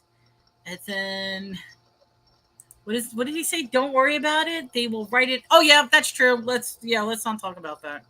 They're already they rewrite history every day. Cambodia. The ghost that pushes you down and entails the belief in dangerous visitation from your deceased relatives. So in Cambodia, you're getting visited by all your deceased relatives. Egypt. Sleep paralysis is the conceptualization of the terrified jinn attack. The jinn kills their victims. And in Eastern Asian type things, the jinn would be DJINN. So that's a very interesting being. Isn't gin and alcohol? That's GIN. This is JINN. And then in, like I said, in more Middle East, it will be DJINN. So very interesting thing. Italy. This was a good one. We got that, and I'm probably pronouncing this wrong. They drown you in wine and cheese. Do they? No. I'm just saying. There's a Patafice. I'm probably pronouncing this wrong. Patafice or Patafica attack. The Patafice usually refers to as an evil witch, sometimes a ghost-like spirit or terrifying cat-like creature that will mount the chest of the victim and tries to harm them. The only way to avoid her is to sleep with sand or beans close to your bed so that the witch will stop to count how many beans or sand grains there are. Now, there was... Why are you laughing at that? You think that's funny? Hold on. Here's a bag. Count the beans. Count the beans. I'm going to give them rice instead because there's a lot more rice in a bag. Well, that's what the grains of sand. There was okay. I don't know if anybody remembers this. Not Tales from the Crypt, Tales from the Dark Side. It was a 90s horror television show that would be on like Saturday nights. Creepy ass story. There's a story about the Patafici, and I remember this clearly. I just don't remember all the details. But basically, what they did was they took the sand and they threw it on the floor to protect themselves. And the demon had to count out each and every sand grain before the sun rose. And if they didn't count the sand grains, then they would go back to their... And that's what ended up happening was there was too much sand that they couldn't count all the sand grains. And that's how they were safe. Yeah, there is... Crypt Keeper was Tales from the Crypt. There was an alternate show because Crypt Keeper was on HBO. And the alternate show was Channel 11, which was WB. Well, it was before it was WB, but it was Channel 11, and it was called Tales from the Dark Side. What do we have? We all have these similar stories, regardless of the culture or the... Yeah. Oh, exactly. That's why, Zach, I wanted to put some of the different around the world. That's why I knew somebody was going to ask about this, and I'm so happy somebody did. So, the devil is anal. Okay, Rich. All right, Newfoundland. Sleep paralysis is referred to as the old hag, and the victims of hagging are said to be hag-ridden upon waking up. If you ever woken up in the middle of night as though you're being crushed by a demonic being, you may have just experienced what is called the incubus phenomenon or the incubus attacks by a male demon. The female counterpart is the succubus, which usually attacks men. So now there's that whole incubus and succubus theory, which also ties into vampires. So you know how the vampire, they come to the door, like the window, you invite them in, it opens up, you've got the sheets that are flowing in the air, and the vampire comes to you and entrances you at the hour. You believe in vampires? Folklore vampires? No. That theory on it, guys. No, because I actually know vampires. I know people who identify as vampires and suck people's bloods. Yes. Are they the folklore vampires? No, they're not going to live forever. They're not going to blow up in the sun or something like that. However, these people, there are people, and I'm talking real. This isn't conspiracy theories or something like that. There are cultures that people have taken on the likeness of a vampire, and they do believe that sucking other people's blood is the life force, and that's how they get their energy. So in that respect, yes, I absolutely believe in vampires. In the respect of the folklore of vampires, I think it does come into effect with the misunderstanding of, like, same how zombies came up. The misunderstanding that people weren't actually dead, that maybe they were in a coma, and that's where the whole coming back to life may have, because they didn't understand. So does that answer? I guess that answer. Yeah. But I said, well, I definitely have heard of that before. I have vampire friends. Me too, Vi. I used to go to vampire balls too. So I only think that just because we have not all experienced these symptoms, which I have not, sleep paralysis, we should keep an open mind and also agree with you on the vampire thing. Yeah. There we go. I love it. It just goes to show you people are batshit crazy. Yes. I think I started reading in one of, I have hundreds of videos. So I'm always reading stuff. I'm always looking stuff up, and I do like little short videos. I was reading a book. Somebody wanted me to read a book. They bought a book. I ended up stop reading it because it turns out I did not realize that the book I was reading was talking about the New York vampire scene. And I knew exactly what they were talking about because some of those incidences I witnessed. So, like, I'm not reading this book. Okay. I told the person, I'm like, I'm not reading this book. I don't want to read it. So I put the book down. Because I was fascinated by, oh, it's a vampire book. And then I started reading it. I'm like, I know this person they're talking about. So I'm like, yep, that book is going back on the shelf. It's not. In fact, I ended up giving it to the person because I'm like, I'm not reading this book. But yeah, the book was a true. It was a true telling of the New York City vampire scene. I didn't realize that was what they were talking about. No, I am not married. Unfortunately, I am not married. Approximately June of last year, not June of this year, but June of last year, I broke up from a very long-term relationship. And only now I'm getting my life back together. If you consider You're later, bye. You're later, bye. Exactly. So it was a long-term relationship that ended. So here we go. I don't think we are bad shit. I think we're just accepting and open to possibilities of other things. And Zach, thank you. That is a lot of people ask about the show, and that's why I have the crazy disclaimer going down. The show is entertainment purposes only. I have this hidden talent that I love big pictures. Like if somebody says one thing, I'm the type of person that says, well, if you're saying this, there's also this. I like to introduce that to people because some of this stuff people have never heard about, have no idea, and don't even know exist. So if we can do that for 100%. You, yeah, I absolutely. And for me, this is also giving me direction because I get to do a little research each week. I love this. But I don't believe the folklore of vampires are real. Absolutely not. I don't believe that they have all this power and they hypnotize you. I don't believe that. But do I believe that there's people that are out there sucking each other's blood? Yes. Do I think that they have rituals and stuff like that? Yes. Do I believe, like she said, that they're going to come out during the day and the sun is going to blow them up? No, I don't believe in that. But I do believe that there's people out there that do suck other people's blood. Which there is a medical condition, and this also ties into vampires. People with sun sensitivity. There are people that will go outside in the sun and they will get the histamine reaction similar to where they break out into a rash. Mm-hmm. And that could explain the history behind the whole idea of blowing up in the sun. So vampires are creatures of literature. Do people copy that crazy? Yes, they do, Elizabeth. Absolutely. Mm-hmm. Yeah. She's like, oh yeah, they do. But like I said, tie that into A, the people who have sun sensitivity.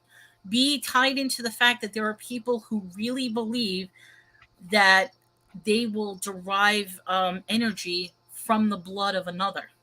And this goes into the whole adrenochrome, kidney harvesting, the P word we can't say here, conspiracy theory that is happening right now with the whole little ones. I can't say it.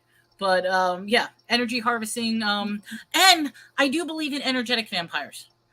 I do believe, and this one's a hard concept to believe, I do believe people out there will either suck away somebody's energy or they're the opposite, that they will give out energy. So I think there's both. Yeah. Oh, people have told me energetically I can project energy and completely change the atmosphere of a room. They say I'm that type of person that I give off. I know someone that definitely will give energy.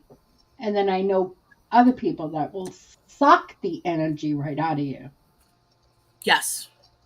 Yeah. In fact, here. Yeah. Wonder Woman, can you start all over? Hi, Wendy. We are an hour and 40 minutes into it. And you know something? We have only gone through what? One and a half slides? People who suck you dry energy. I will say this, and okay, this is tying into that is so my exes. My exes. I believe that this is one of the components of narcissistic behavior.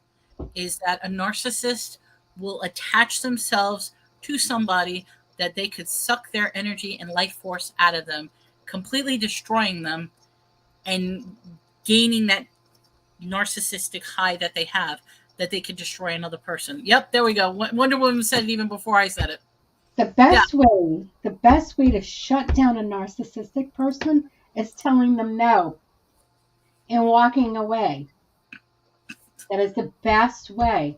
They're going to go crazy because they're not used to anyone saying no. They're not used to anyone staying there. Walking away. They want that combative back and forth, and they want to prove no. You just like no, right there. See you later. Yeah. Oh. Yeah. I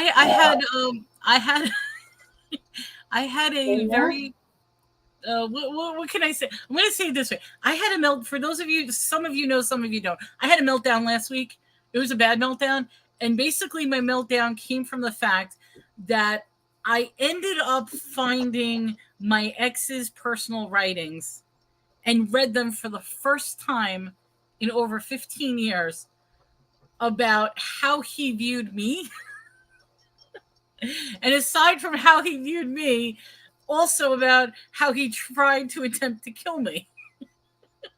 So that was a mental roller coaster. I'm laughing about it. I shouldn't laugh about it because last week I was not laughing about it, but that sent me into an entire frenzy that could potentially have happened if it happened. So instead I wrote about it. It'll be in my next book. It'll be in my next book. What do we got? Cotton candy. That's for the raccoons. She says, "Give him cotton candy." For anybody who wants to know the reference, if you give a raccoon cotton candy, they get angry because they're going to take the cotton candy, wash it, because that's what they do. They wash their food, but the cotton candy will disintegrate. Mm-hmm. Yeah, sucking people dry. I do believe. Okay. I'm going to use the word energetic vampires. I do believe in energetic vampires. There are people that will suck your energy away from you and destroy you. I believe that. I've experienced it. So that's the energetic vampire. They will just completely destroy you in any way that they can. And usually it's if they're narcissists. Usually. Did you allow them to? Yeah. It really is, Yeah, you allow them to. People that allow other people to do things to them, they have more strength than the person that's actually doing it because you're giving that person the strength to do that. But they don't realize they have that strength.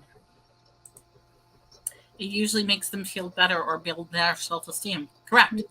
Yeah, by destroying you, they're building themselves up, but in actuality, they're not building themselves up at all because they're so broken. Vi's like, I wonder what I'll dream after tonight. I think, speaking of which, okay, I need to do, I'm sorry, I need to do shameless self-promotion for a minute. And Susanna, I'm sorry, I'm going to do this. If anybody saw my link on the top, the link is to this right here. It's a dream journal. So one of the things I suggest is that start writing down your dreams. This is simply just a blank book. It's a blank book. You can write your dreams in. I did that. The link is up there. Start writing down your dreams because you know something, anything that you remember, any themes, any colors, any signs, any numbers, write it down. And if you start getting into the habit of doing that, you'll start seeing some amazing things because there is that belief that your dreams are a manifestation of what your normal day-to-day life is, and it's rejumbling what your daily life is. So you might obtain answers from your dreams. And if you start writing it down, what you do remember, it will help train your brain to remember more and more and more. So that's a little something. And yeah, I put the link up if anybody wants it. It's a journal. I thought it was kind of cool. Okay, sorry, that was shameless self-promotion. But yeah, if anybody, this stuff may prompt some really weird dreams. So pay attention over the next couple of days, guys, because you probably will have weird dreams. Zach says, I definitely started writing my dreams down. You get some very strange results, right? Because you're actually focusing on it and trying to remember it in your head and resort it. And by doing that, you're going to get better and better and better at uncovering your dreams. You okay? Yeah. All right, just making sure. I had to get something to drink. That's fine. Yeah, that's why I keep my water here. I already went through another bottle of water, but I had water, but the water was too warm. Here's a question. I have a question. Does anybody besides me wake up with a song random rolling around in your head? Elizabeth, whatever song that is, write down the song and then go to the lyrics and actually see what the lyrics are. Because if that's the case, by hearing that song, it's probably giving you a message. And that's my personal belief. I do believe in messages. I believe that the universe does give out messages, whether it's in the dream, whether it's in day to day, so or God, whatever word you want to use. But I do believe if you hear something or see something, focus on it, try to translate it because it could have a message with you. What do we have? It says, I don't. My whole life, it's like a radio playing in my mind, and I hear it every morning. Is it the same song or different songs? Zach says, I always wake up with a song, but it's always a random one. It always keeps me awake. Okay, so that's why I said, find out what those songs are, because it's a message. In fact, hold on. Elizabeth, what song is it? And Zach? No, it's there different. is. Hold on. I forgot the name of the song. I just did this, and hold on. No, I'm not trying to get sidetracked because this leads into something that just happened to me the other day. What is it? I want to hear what the answer is. Elizabeth says, my brother does the same thing. We used to compare at the songs, but you find it maddening. That probably, like I said, is an answer as to what's on your mind. Whatever song that is, it probably legitimately is an answer to a question that is posing your life. Zach said it's always a different song. I got you, babe. What are we in? Groundhog Day? Anybody who watched Groundhog, he wakes up every day to the song I Got You, Babe. And it's over and over and over again. Where is... Hold on, I just want to see... Because I wrote it down, and I want to see where I wrote it, because I'm not seeing it right now. Hold on.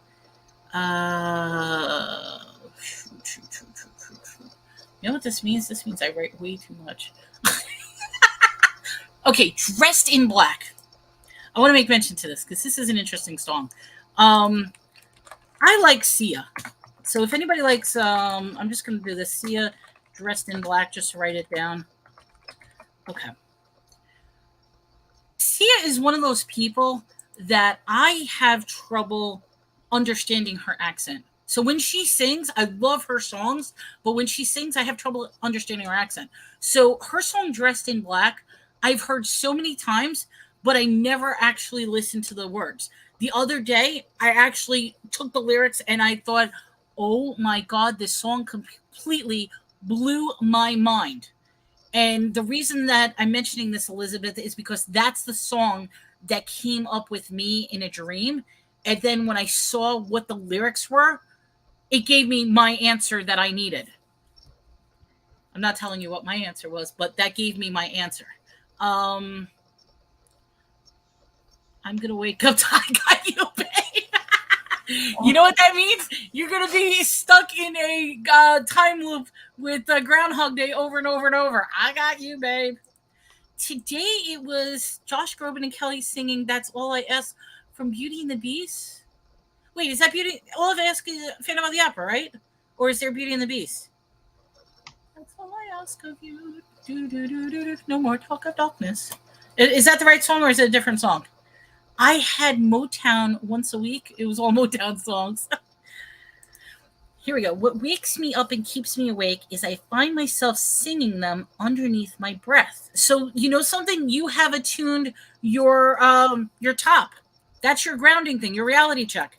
Your reality check is your songs. So that's a good thing, Zach. You found me. I haven't found my grounding yet because, like I said, I have absolutely no control over my dreams. Although with me, I can actually continue a dream. And that's a little scary. I don't know if anybody could do that. I can have a dream, wake up, and then the very next day, I will go back to the point that the dream left off and continued with it. And that to me sometimes messes me up completely. But my brother was totally disgusted one morning with the McDonald's theme song. Which one? The Big Mac song? Oh, that's a blast from the past. I think that's some Big Mac McDLT, a quarter pounder with him. Whatever. Okay. Oh yeah, it's okay. It was Phantom of the Opera. Yeah, all I asked of you was Phantom. God help me if I hear the Bee Gees. Oh, there's some good songs. Okay, sorry. Susanna's like, she's smoking. She's like, it's like I can't do this. Until I turn any music, it's always a different song. And yes, you've continued to dream before. Yeah. You deserve a break today. That one. See, I don't. For me, there's no. I don't have that with songs. I'll listen to songs within a dream sometimes, which let me not go there yet. I'll talk about that later because I want to continue with the sleep paralysis thing. But there's an interesting thing that happens in my dreams that is very, very interesting. Hey, speaking of a song, and it's totally off subject, I just sent you a song on Facebook Messenger. Yeah, I saw that. Have you heard the song yet? No, I haven't. You need to hear it. Should I make mention of it or should I not make mention of it? Yeah, absolutely. Okay, so what she just sent me was Oliver Anthony. What's the name of the song? I Want to Go Home. Is that a country song?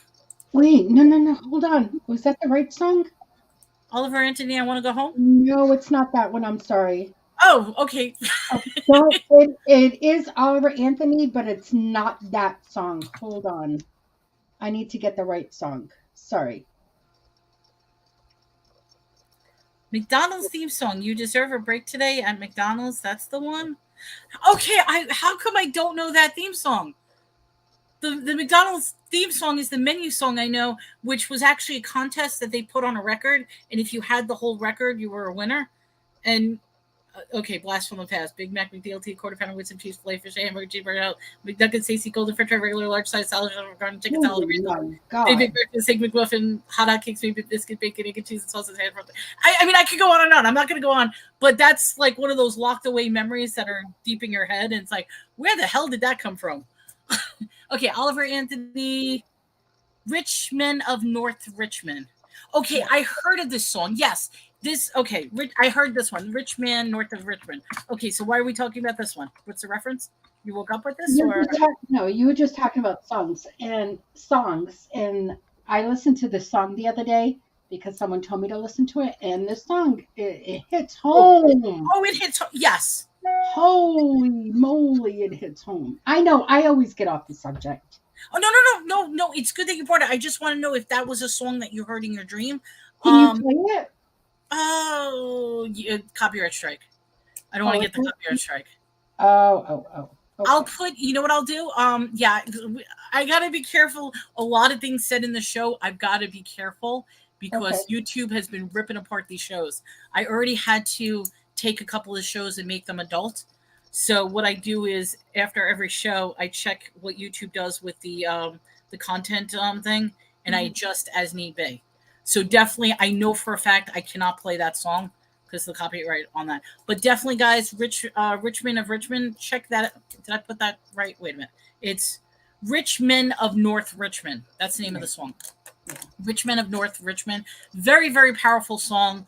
Lots of, it will hit you. What do we got? Old Buster Brown shoe song. Now everybody's going to remember the old jingles from the past. If it hits home, it's because we're all not trying to. Well, see, yeah, that song hits because it's political.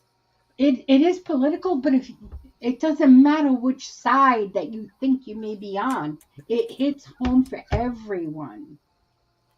I don't think it sways one way or the other. It's the truth. And the thing about politics, which is we are such a divided country that, I mean, okay, my personal political views are different than Susanna's, but you know something? We could still talk. We could still be friends. We could still have a conversation. Mm-hmm. She doesn't hold anything against me because of my views. I don't hold anything against her because of her views. That's the joy that we should be having, is to respect and embrace each other's differences with opinions. But we don't do that anymore, and it becomes this war. So with a song like that, the Richmond of, it hits on so many points that are really troubling in our society. And that's one of the reasons I do like that song. Yep. 100%. Yeah, I know. I put the wrong thing here. It's Rich Man of North. I can't even say it. It's a tongue twister. Rich Man North of Richmond. That's the one we're talking about. Yeah, that's the one I was just singing. That's the rap song that I was singing. That one. Big Mac Boy for on the French fries. I was just singing it. It's a long one. It's ingrained in my head. I can't get it. It's one of those things I would love to just take it out of my head and throw it out. I can't. If somebody mentions the McDonald's menu song, I could recite the whole thing. And it was also the thing that if you recited it to them back then, they would give you free food. So when you went to McDonald's, if you recited the song in its entirety, you would get free food. Elizabeth, you're 100% right. And you know what that's all because of labels. Mm-hmm. Labels.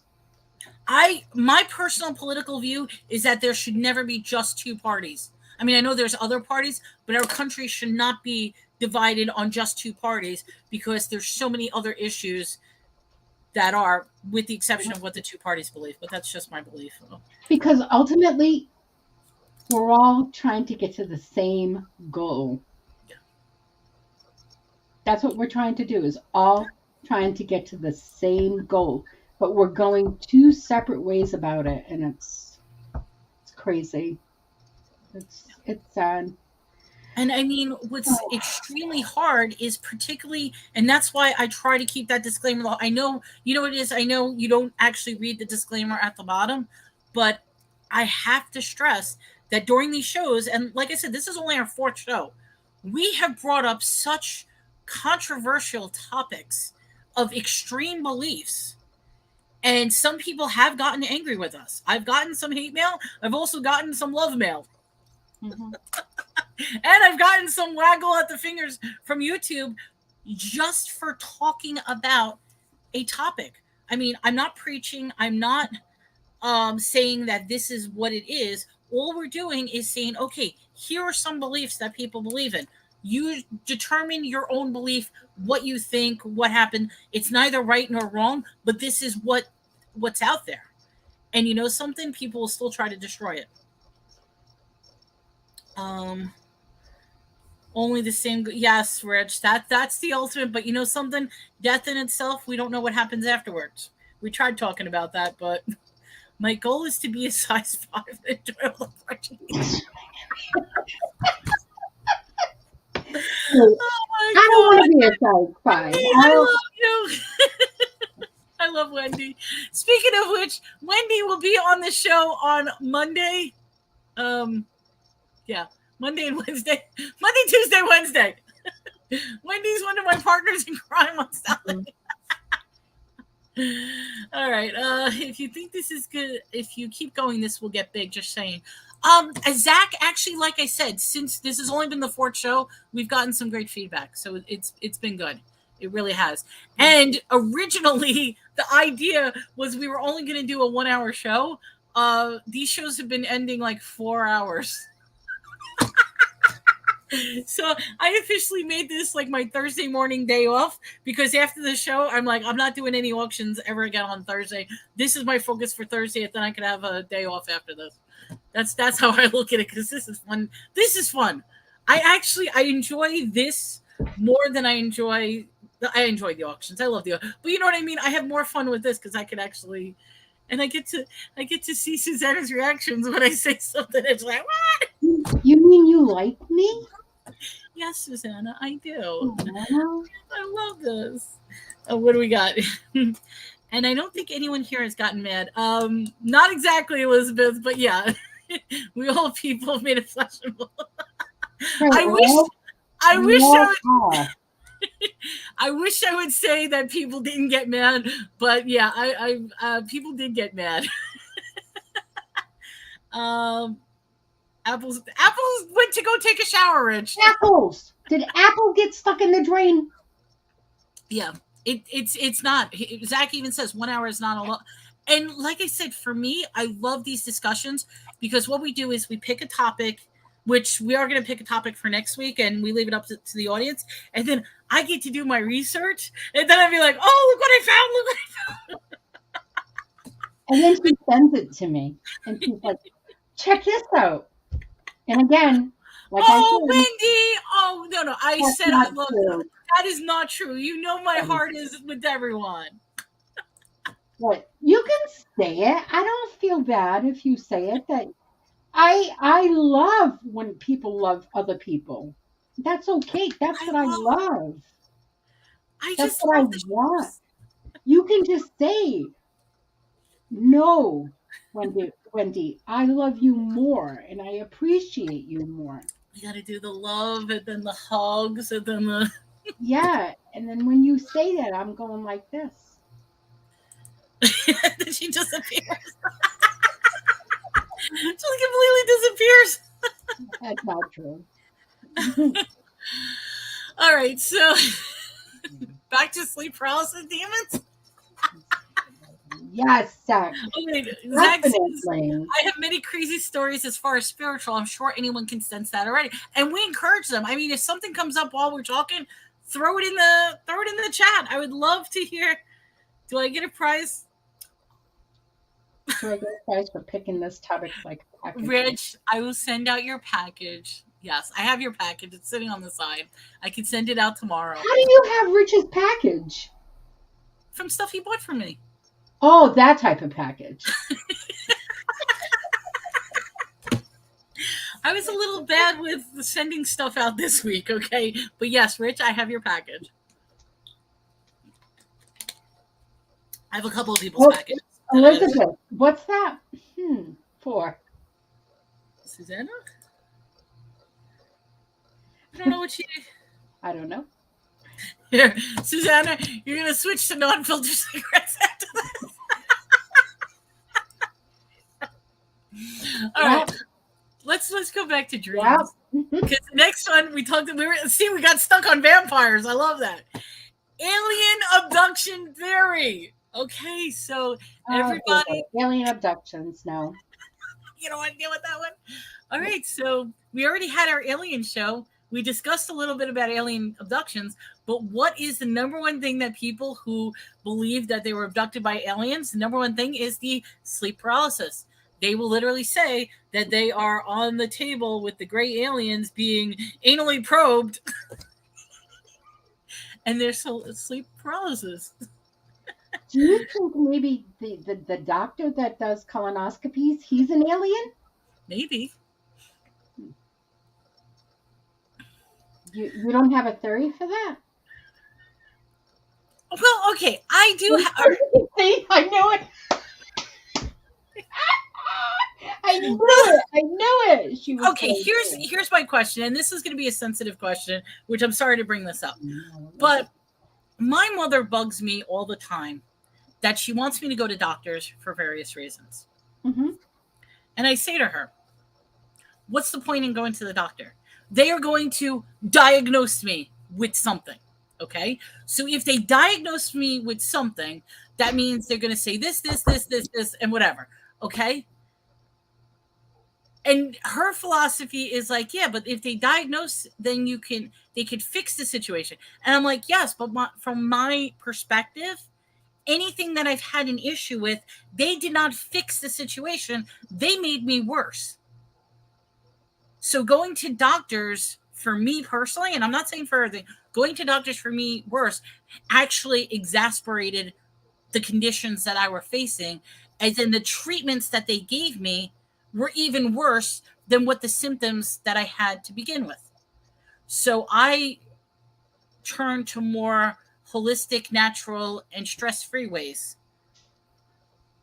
to try to fix myself. Now, of course, there are times that won't work. I mean, okay, if I have, I had, what do you call it? I had really bad bronchitis where I had to go and get the albuterol treatments and get antibiotics and stuff like that. Okay, obviously, yes, I need medicine for that. But when they start telling me, okay, colonoscopy, all right, why do I need it? Why do I want to get, just because I turn a certain age, why do I want to get a colonoscopy? What, so that they could just check me out? So, you know what I mean? That's how I feel. Here, Rich said my doctor wanted to give me one every visit. Yes, they want to check up there to make sure you're okay, Rich. Zach's like, alien proud. Hello, Spirit Junkie. Welcome to the show. You came at a weird time. We're talking about alien probing, but what's on page 3 of your list? We'll get there, Rich. Right now we're talking about alien probing. Rich is in a rush. But if you notice, if you look Rich, at the bottom, is page 8 of 12. And we skipped a whole bunch because this is only like the 3rd slide I actually showed. I skipped all the other slides. What does it say? Well, Melly, you have to know yourself. Doctors tend to medicate everything. And lots of times the cure is worse than the problem, but prevent. Okay, right, Elizabeth, I'm not knocking down preventative medicine and this and that. I'm not. It's just like I said, I know for a fact if I go to the doctor and they start running a whole bunch of tests, they're going to say this is wrong. I know that stuff is wrong. They don't have to tell me. So then when I throw it at them, it's like, okay, if all that stuff is wrong, what do I need to do or how do I need to fix it? They're going to fix it with a bottle of medication that is going to be 10 times worse for me than if I just do it naturally. And part of the naturally is the diet, the exercise, the stress. And that's what I'm working on right now, is that mind, body, spirit connection. And if I could overcome it, then yes. That's just my philosophy. It doesn't mean that everybody has to agree with it, but yeah. So see, I understand why it should, but for me, I just sometimes not knowing is better in my, that's me. Oh my goodness. But I'm sorry, Elizabeth. Rich is waiting. I have to go gamble my last money. For what? Wait, where do you see? Oh, he's always gambling on the fish market or the horse races or something like that. Rich, stop spending your money like that. That's ridiculous. He's leaving us to go to the horse races or the fish market. Oh my God. He watches the Japanese fish market where they auction off the tunas. We love you. Rich, we love you. Rich, I have stuff here if you want to waste your money on. Wonder Woman, you hit it. And I know this is a sensitive subject for some people, but yeah, they might find something that doesn't need medical attention, so it's a catch-22. Luckily, I don't have to get colonoscopies because I'm 36 years old and had a colostomy since birth. Oh, wow. Wow. But I don't know. I mean, I go to the doctor. This is what I say, and I probably shouldn't say this. I go to the doctor when I'm about to die. That's the times I go to the doctor. And if I'm not at that point, then I don't go to the doctor. And then she starts yelling, maybe, I don't know, but yelling at the doctor, give me something to put me right. When Melanie, the picture of the monster turd yesterday, I died. Okay, for those of you who don't know, I'm sorry. I do a daily what your poo tells you. So I bought in an auction an old calendar. It's one of those flip-up calendars, and it was from 2005. So yes, I actually bought a 2005 calendar on one of the auctions, and it's what the poo. So every day I do a 1-minute short on what your poo tells you. About your poo? Yes. It's oh my God! Not my poo, but it's a flip book. It's a flip book calendar. Conversation always goes to shit. You haven't seen them? I post them every day on I post it every day on Facebook, on YouTube, and I post it on TikTok. And I'm up to day 43 now. Oh. And I think what's exciting about it is I'm actually going to have like 300 days. Well, it'll be like 350 days. Some of the days are multiple days and they skip some days. But I just started at the beginning, and every day I read the next. So yesterday there was a picture about monster poo, and it talks about eating fiber will make your poo bigger. Thank you, Elizabeth. She's encouraging me. She watches them every day. Okay, I guess we're going back to sleep paralysis. Okay, so back to sleep paralysis. Sorry, guys. We talked about the alien abduction theory, which is a very interesting thing because that's one thing that they all talk about when people claim that they're getting abducted, is the whole idea that they are put into a sleep paralysis state. And then finally, because nightmares were thought to be from menacing spirits such as witches, folklore suggests that if you place a knife under the foot of your bed, the evil spirits were thought to be repelled by the steel of the knife. So, a couple of things to try. I mean, if you feel like you're being plagued by spirits, it doesn't hurt to try. Put a knife under your bed. Meantime, I started this off saying how I took the knives away from my partner so he wouldn't kill me at night. Oh my God, we should call this show Divergence because we go. Oh yeah, we go off Spirit Junkie. We go off topic constantly. We really do. All right, we're on page 8. Okay, we'll go to the next page. What's the next page? Fun facts. Well, actually, let's hold on. Did we get anything? We talked about that. We talked about the exploding head. I'm just checking to see if we didn't. We talked about lucid dreaming. We actually really didn't talk about the sleep cycle in general. I mean, we can talk. I'm just going to give fun facts about the sleep cycle. You have four stages of sleep. Your REM stage, NREM. REM stage, rapid eye movement, is when you're actually dreaming. So that's stage 4. The first stages is just getting into preparing yourself for the dream.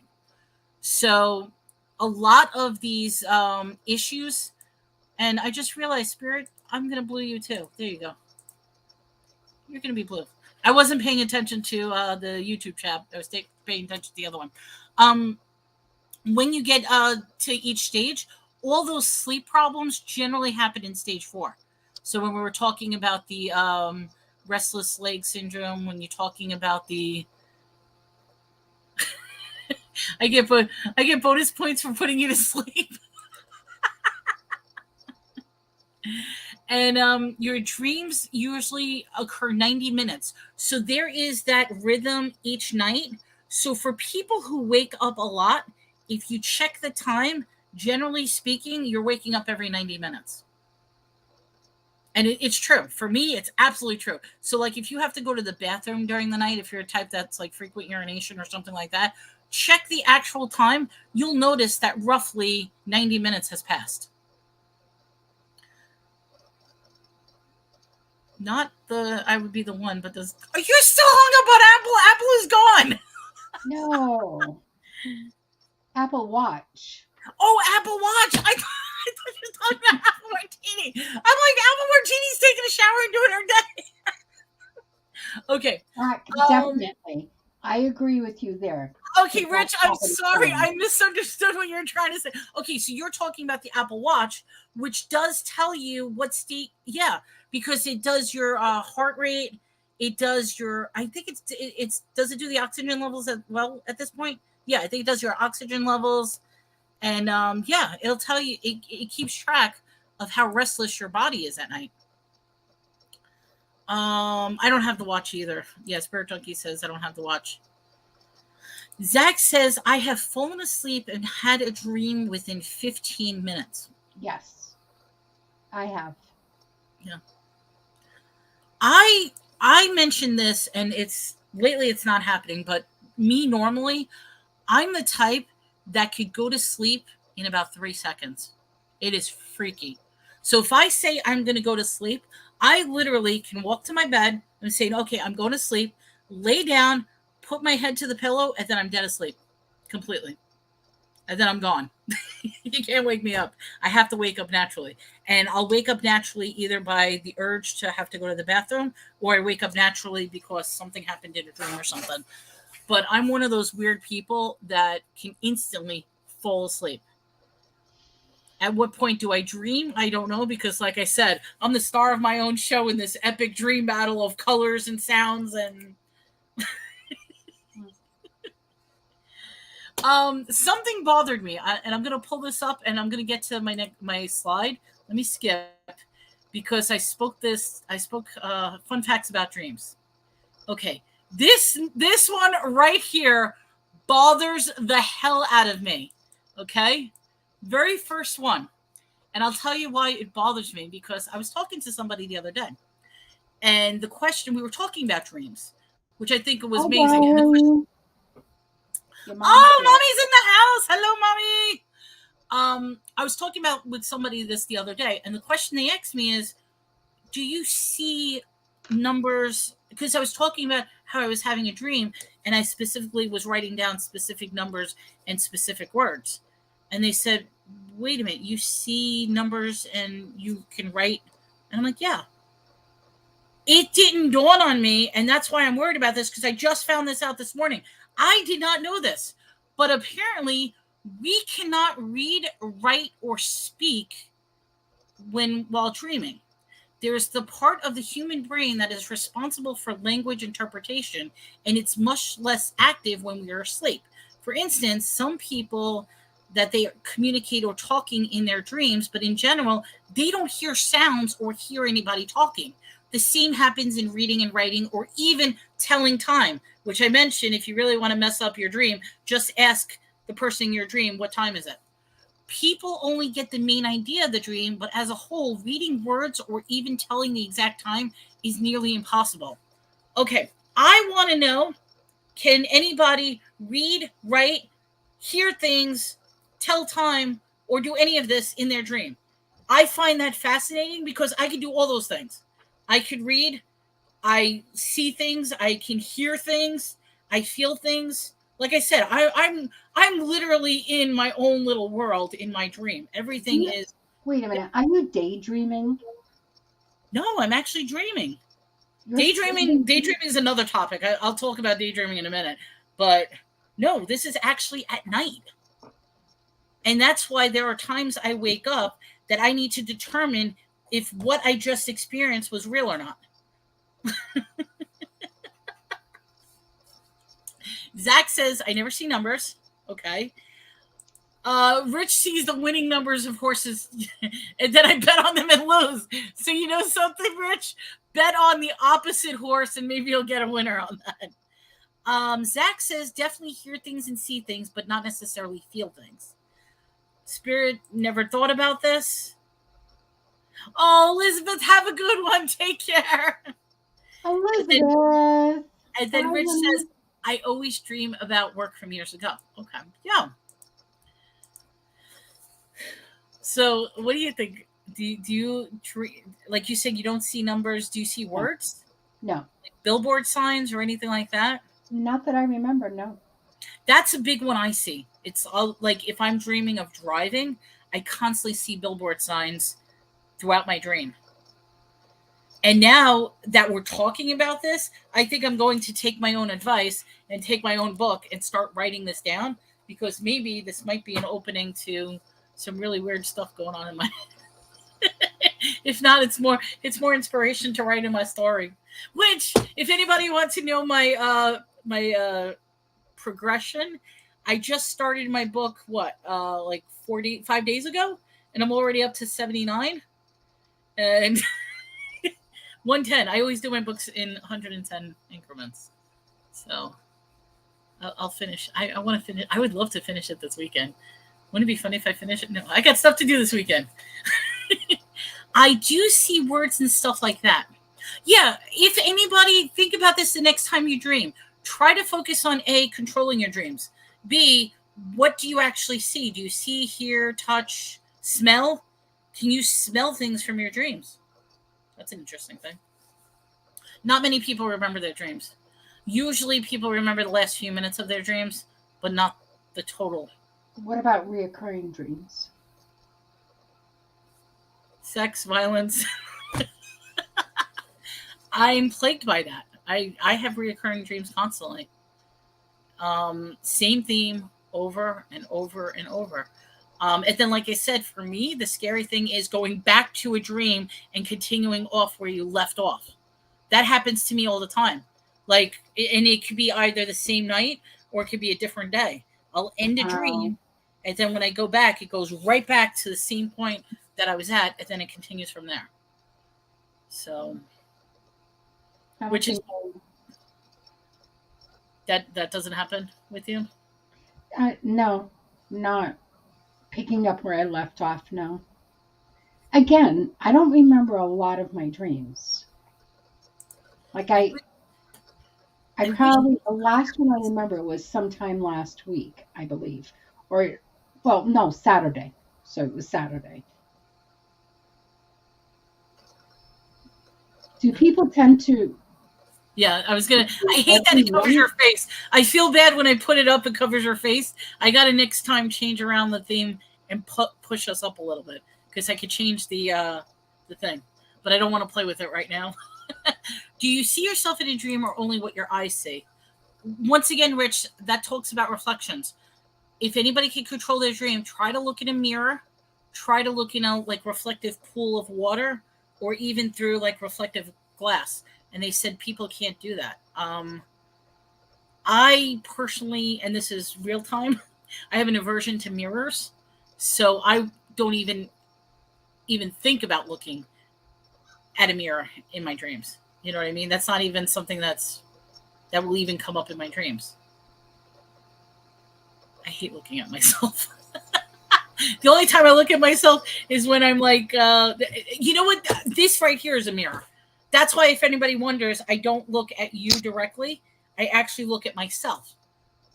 So that was the conversation we had one time, where I said, when people are watching these type of videos, do you prefer I look directly in your eyes, or do you prefer how I talk?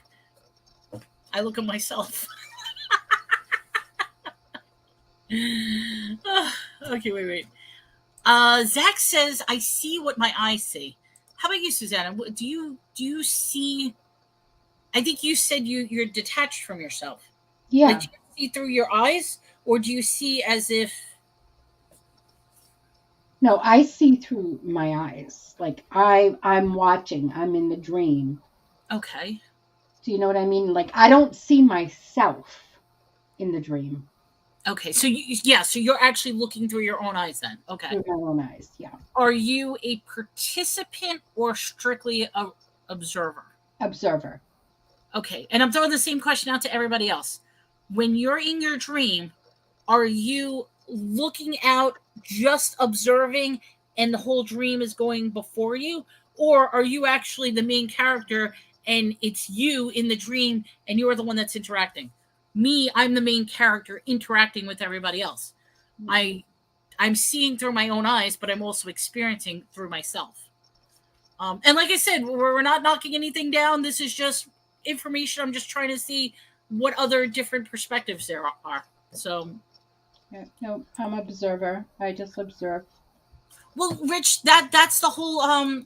You don't control your subconscious. The dream just goes on. That's the whole idea behind lucid dreaming that we were talking about. Is people who can lucid dream, which is extremely rare, can control their dreams subconsciously. I personally cannot do that. I would love to do that. I can't do it. Looking at my eyes, I'm different in them at different ages.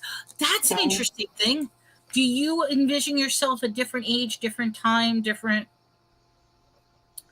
And lots of people. Oh, I'm sorry, Rich. You're remembering lots of people who died. I for sure have controlled my. Okay, wait.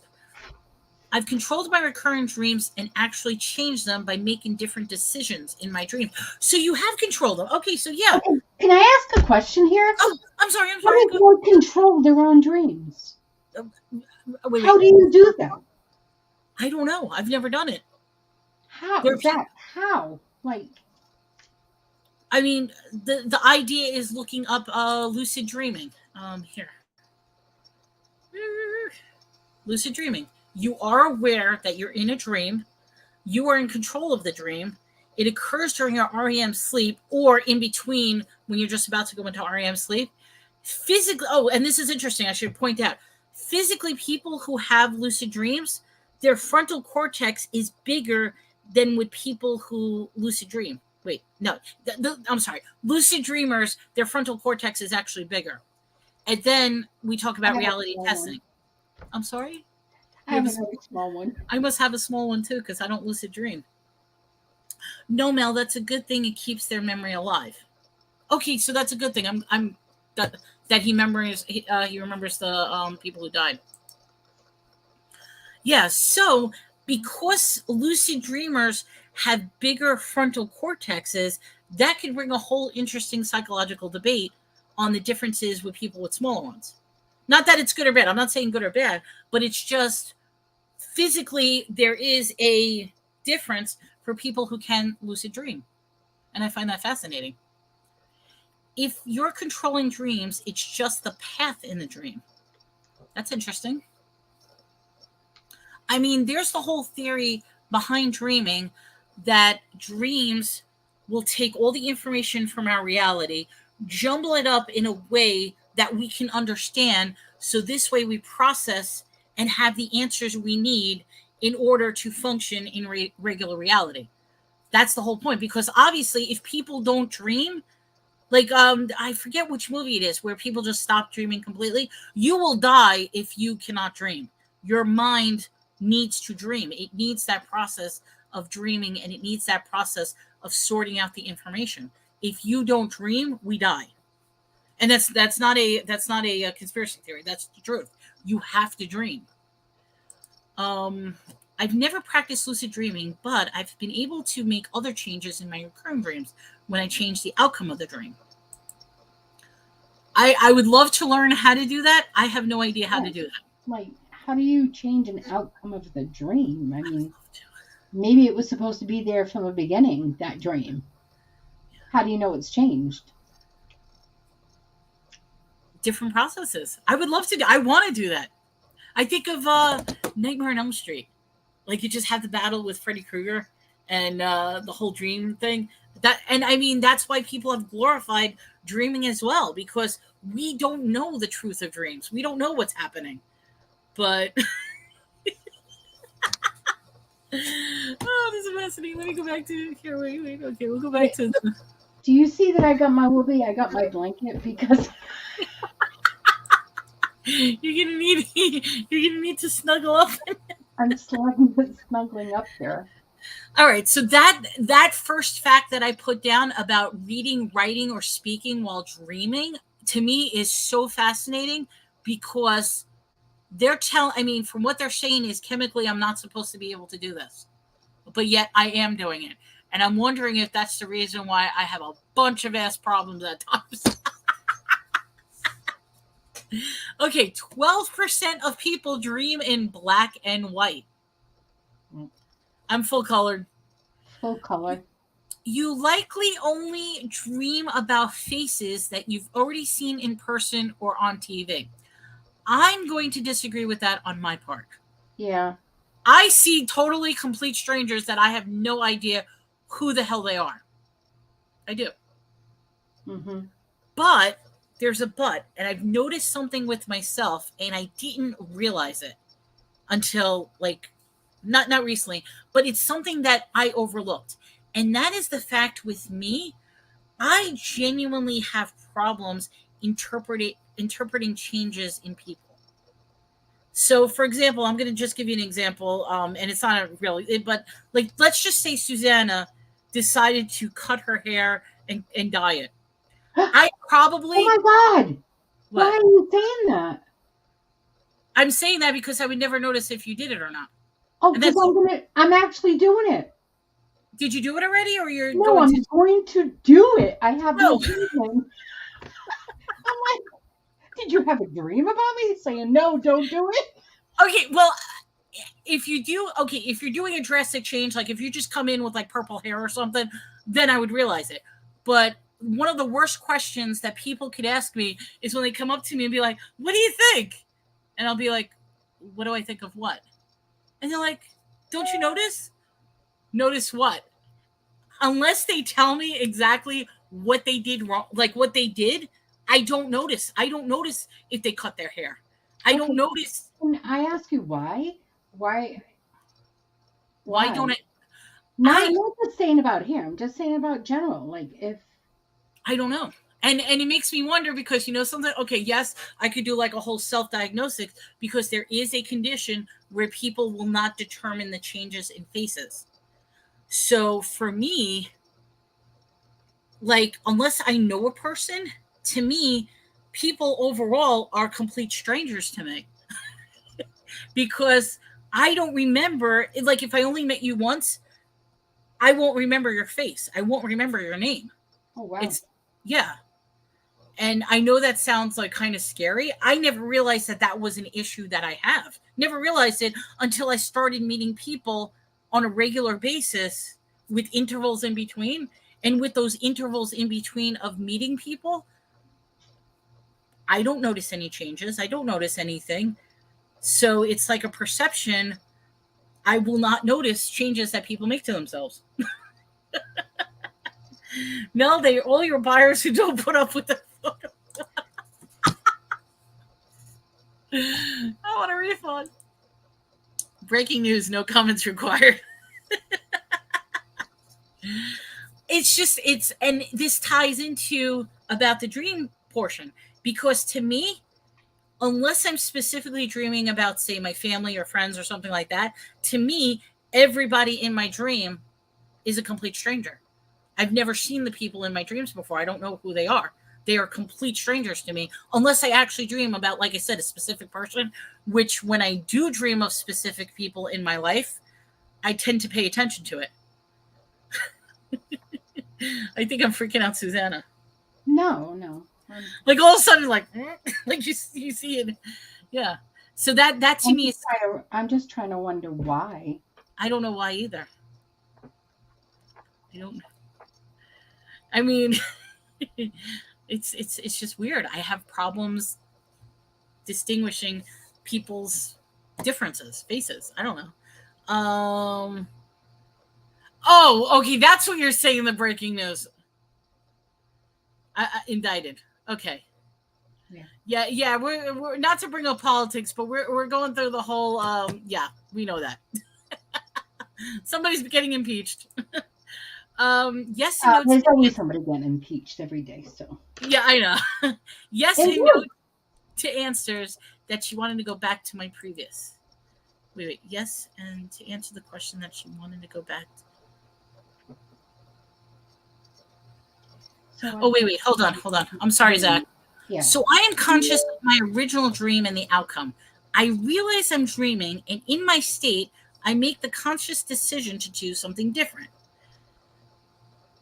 Wow. No, seriously. Like, wow. Yeah. I can't understand that. Where was I up to? Yeah, so we were saying, like, you're likely to dream faces that you've already seen in person. If I have seen those person, then I don't remember it. So it's very well possible that the people I see are the actual memories of real people, but that's the problem is I don't remember who they are. Because the next one is for you. You're more likely to have pleasant dreams if you're experiencing low stress and feel satisfied in your real life. No, not that one. The next one. Morningwood! Rich, here you go, Rich. This is for you. Morningwood has nothing to do with sexy dreams or stimulation. See that? Nocturnal penile tuminance causes men to have 3 to 5 erections every night, some of them lasting for 30 minutes. Holy shit. Get the hell away. No, wait. Okay, wait. Here we go. And if you notice, I put true. You're more likely to dream about sex if you sleep face down. I sleep face down. I sleep on the side. Yeah. I sleep face down. And what do I say I dream of every night? Sex, death, and destruction. So, yeah. But then again, I also I'm also all over the bed. Like I'm face down, but I will toss and turn. I think, you know what? I think that's why the cats gave up. Only one cat sleeps with me. I used to have all three cats on my bed. The two of them gave up on me, and only one cat sleeps with me. And she doesn't even sleep on top of me. She sleeps like in the furthest corner of my bed. So I think I'm so violent in my sleep that my cats gave up on me. What do you think? The iceberg. I believe that most people will become sensitive to all of this as time goes on. I believe it is true. And that's the whole I feel bad. I keep covering your face every time I bring comment up. I'm sorry, Susana. I will the next time we have a show, I'm gonna like fix it that the two of us are up higher, so when I put a comment it's not gonna be so bad. Why can't we go on the other side? We can, but I don't have it set up. I have to fix the you know what I mean? I have to set up the unless can I do that real quick? Hold on. Yeah, you can. So I don't want to play with it. Wait, how do I okay, hold on. So be I don't want to fix it. I'm gonna ruin this show before. Cancel. Oh no. Bring us back up. Where were we? There you go. Yeah, but it was no, it's not. No, I can't get it. I don't want to play around it. We'll fix it. I'll fix it the next time because there is an actual template where I can manipulate the whole thing, and I'll put us. But it's not a set template right now. You know what I mean? So I don't want to play around with it. Can't sleep. You can't sleep. Well, nobody can sleep in the same room with me because I'm too violent. That's what it is. Oh wait, here we go. I better cancel. I better chance. Oh my god. Yeah, Zach, guess what? You have that many erections. You feel when you have to go pee. Okay, exactly. Okay, now remember what I said about this. And this ties in very nicely to what I was talking about. So if our rhythms are every 90 minutes, when you get up to pee, that is a perfect example of the mind-body connection because most of the time when guys get up to pee, they are erect. And when they are erect, it's hard for them to... But that just shows, yes, throughout the night, you guys are... But women do it too. I actually didn't write this.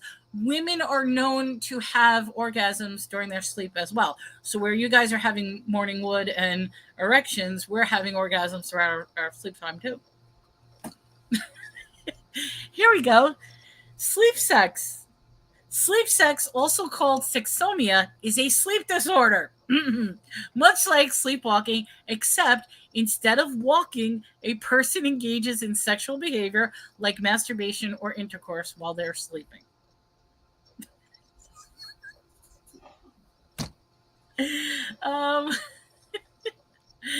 That's true. Yeah, we're all adults. We're adults. But you know something? This is good information because, like I said, I put these fun facts in because some of this stuff I've never heard of, and I'm sure other people will appreciate some of this stuff. Maybe some people will get angry with it. I just think it's fascinating. So people commonly dream, and this is what I asked earlier about the colors. People commonly dream in soft pastel colors. For me, full vivid colors. It's a rainbow of colors for me. Men are reported dreaming about weapons significantly more than women did, whereas women dream more about clothing more often than men. So here's a men versus women thing. Men, do you dream of weapons? Women, do you dream of weapons? And then vice versa, clothing versus non-clothing.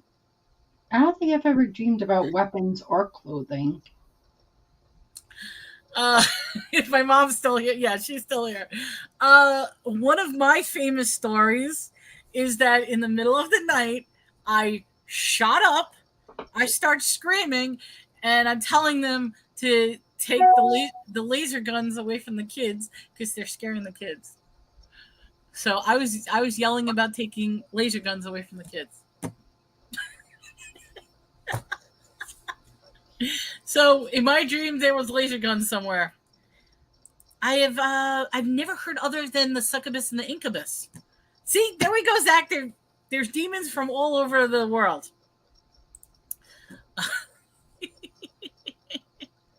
Sorry to my mom. Oh, there's so many stories. I'm not even going into details about some of the stories. But wait, I already told the werewolf one. I told about the my ex with the the submarine. He had some weird. But like I said, for me, the scariest thing was whenever he took off his because he always had a pocket knife. Like he always had a knife hanging from his belt buckle. I would hide the knife because I knew if he kept the knife on the bedstand next to me, he would probably stab me at night. Whoops. Good luck, Wendy.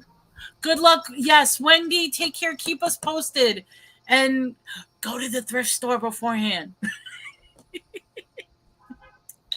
So, but take care, Wendy. We're praying for you. We're sending out positive vibes. All right, so next slide. Yay, yeah, Melanie has more slides. Okay, here we go. Nightmares usually begin between the ages of 3 and 6 and decrease after the age of 10. For me, I get nightmares constantly. So I've never yes. Sit down. Oh, see, she's trying to drive. Yes, we had this conversation already. See, she's trying to. No, we did. We talked about this earlier that I almost went outside. So, question, guys: do you have nightmares? They're saying that nightmares decrease after the age of 10. I have nightmares all the time. I don't like my dreams. I want to suppress my dreams, and that's why I take stuff to suppress my dreams. But for me, nightmares are very reoccurring. Which goes to the next thing. But I'm curious, you guys, Susanna, you have nightmares or not really? Well, once in a great while, I do. Or if anybody wants to share their story, that's. But if you have recurring nightmares that happen often enough and are distressing enough to impact your ability to function, you may have a condition called nightmare disorder, aka night terrors.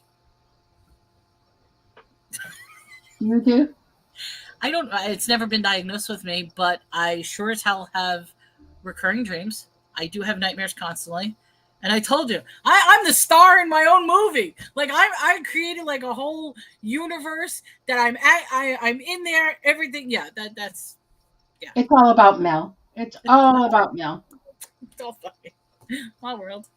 Hello, Shy. Welcome to the show. Oh, we're only 3 hours into the show. 2 hours. It's 2 hours and 40 minutes already, and we're still talking. Welcome to it, Shy. We hope you're feeling better. So, yeah. People with frequent night terrors tend to have mismatched brainwaves during their phases of sleep. So when their brainwaves clash, they may throw you off into a half-awakened state. Your body will go from 0 to 100, making your heart race, your muscles tense, but your conscious self will most likely be offline and unaware what is going on. That has happened to me a lot of times. Particularly when I start getting insomnia. When I start getting insomnia, I will start hallucinating at night. And that is not a good time. And sadly, I am starting to be at that phase right now because I have not been getting sleep like I wanted to be getting sleep. So I have to watch that for me personally. Because like I said, my dreams have been really weird lately. Eating before bed makes nightmares more likely because it increases your metabolism, signaling your brain to be more active. So a lot of people are nighttime munchy eaters. So if you eat before you sleep, that could be like reducing, like, you know how they say don't eat after 7 o'clock or something like that because that'll help with your metabolism. So that might be something to ease some of the nightmares. Yeah. Zach says, no more cookies. I think you should accept your dreams fully. Maybe. Well, you know something, like I said, shameless self-promotion. I'm going to start taking advantage of my own book, and I'm going to start writing my dreams down because I think I have to. At this point, I have to. And if anything fails, you know something, it'll be just more inspiration for my next book. Maybe that's why I'm going crazy, because I'm actually I said this in a video yesterday. I said I'm literally taking the sludge of my heart and I'm letting it go. And by letting it go, it's bringing out a whole mess of thoughts and things. So That I'm you trying to accept suppressed? it. And I'm sorry. That you suppressed? Yeah, I'm getting out a lot of suppression, and I think it's actually making me better. Because one of the things, I mean, okay, I'm in a whole transformation. I'm exercising. I'm doing meditation now. I'm focusing more on myself, and I'm trying to actually love, respect, and appreciate myself as opposed to letting myself go. It will be a long journey, as you can obviously see, but you know something? Maybe that's what I need to move on and get ahead. Mm-hmm. Blind people see images in their dreams. That would be very fascinating to actually know and ask a blind person, do you dream? And what do you see in your dreams? What are they? I wrote it later down because I didn't realize I put about blind people in two separate spots. The blind people who see images in their dreams are the ones that got blind after being able to see. So, in other words, if they were born blind, then they can't really process images Okay. if they were born. However, if they lost their sight due to an accident, illness, or something like that, then even after being blind, they'll be able seeing their thing. A lot of people go, yes, and particularly if you're following the whole end of the world, what's going on, 923, and energy harvesting, and all the stuff, the crazy stuff I've been talking about these past 4 shows, then yes, there's a lot of transformation happening. Everyone dreams, including your pets. Okay, I have to know how many people have pets and watch their pets have dreams. I have pets, and yes, I've seen them when they're sleeping, and they're like, Yeah. yeah, And they're chasing mice or something, or well, I have cats, a so gecko. Yeah. I found the dead gecko. Well, wait, no, I found another dead gecko. So they killed a smaller lizard. So not the big one that was on my wall yesterday, but I found a small one this morning. I'm like, where are they coming from? So the one that's in the bookcase is still alive? I think so, yeah, because that one was a much bigger one. The one that I found this morning that was dead, that my cats were throwing around, was a tiny, tiny one. So yeah, guys, I thought I was flipping out because the story was funny. I have like the whole blacklight thing and the whole galaxy going, and I see this glowing orb on my ceiling. It turned out it was the gecko. So there was a gecko, and I tried to save it because my idea was I was going to scoop it up in the dustbin and then throw it outside. So I have wait, here we go. I have a dog and a cat. My dog dreams all the time, a German Shepherd, and Spirit says it's the cutest thing ever. Aw. Mel's cats dream of. I don't know what my cats dream of. I think they dream of chasing mice. I really do because their legs are always. People forget 95 to 99% of their dreams. Absolutely. Most of the times you can't remember dreams. Which, if you, shameless self promotion, if you write it in a book, it'll teach you to start remembering your dreams. People over the age of 10 have at least 4 to 6 dreams every night. Here we go. Swearing is a common occurrence during sleep talking. Yes. Yes. Which that ties in nicely to people with Tourette's syndrome. Oh, is that what it is? Tourette? They have Tourette's? Well, no. I'm not saying they have Tourette's. But in other words, in Tourette's syndrome, one of their tics is where they swear. So this ties into with the sleep talking thing because you're accessing a different part of your brain when you sleep talk, and there's no filter. So you're going to be cursing up a storm during your sleep. That's if you talk out loud during your sleep. Here we go. I think I got 2 more slides and that's it. Unless you guys want to call it a day, that's totally up to you guys. But this is just interesting stuff. Egyptian pharaohs were considered children of Ra, and thus their dreams were seen as divine. So that's the whole thing of visiting people who have prophecies during their dreams. You have the sleeping prophet. You've had what can I think of the name? That old woman, Baba something, and she would have prophecies during her dreams. My wife says she can't remember any dreams at all. Not sure if it's true or doesn't want to talk. It is very well possible that people will say they don't dream. Everybody dreams. Even the people who say I do not dream, they have to dream. If they don't dream, their body will literally shut down and go into a comatose state. You have to dream. Remembering dreams is a different story, but everybody dreams. Yeah. But yeah, the whole idea of divine prophecy through your dreams.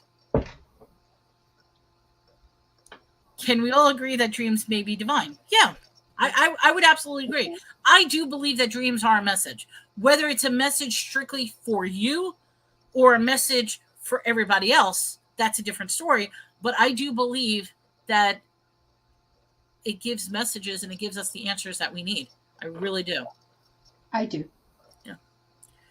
80% of neonatal and newborn sleep is spent in REM. That's that rapid eye movement, stage 4. That's the point that you're actually dreaming.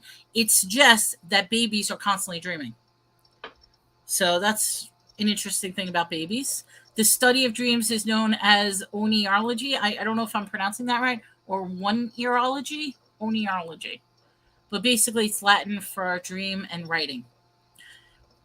If anybody wants to mess around with some new age stuff, vitamin B complex, B6, and St. John's wort have been shown to produce more vivid dreams. So if you want to do a test of yourself, there you go. St. John's wort and vitamin B. But we're not telling you to take that. Always know what you can and cannot take and what vitamins and supplements. But it's something interesting if you want to.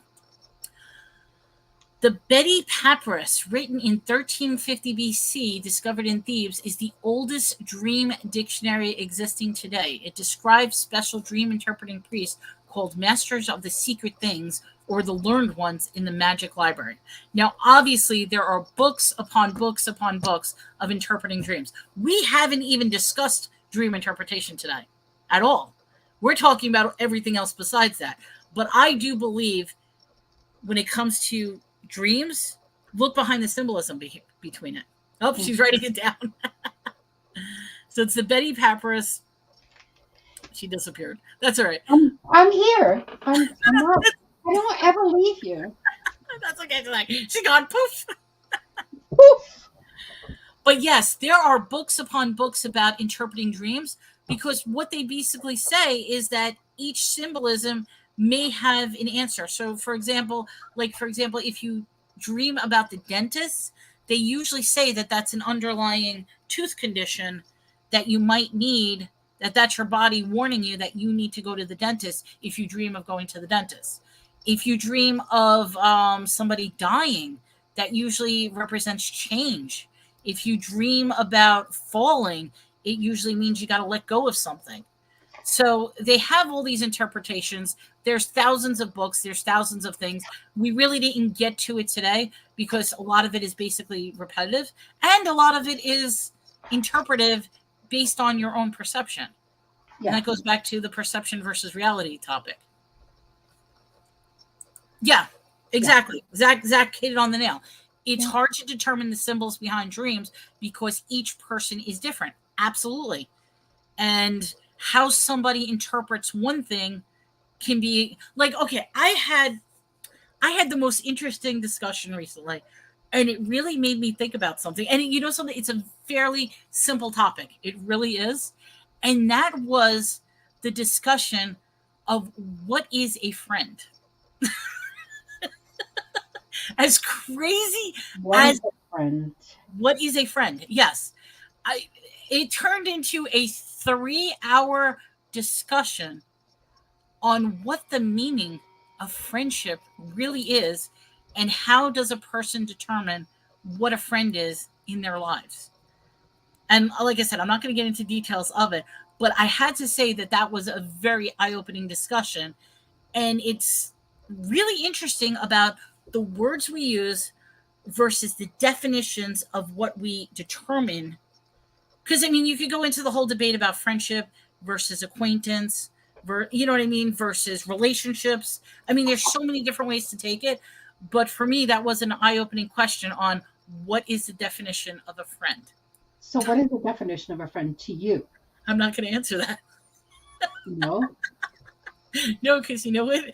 After a 4-hour discussion of what a definition of a friend is, I really need to reanalyze what friendship means to me.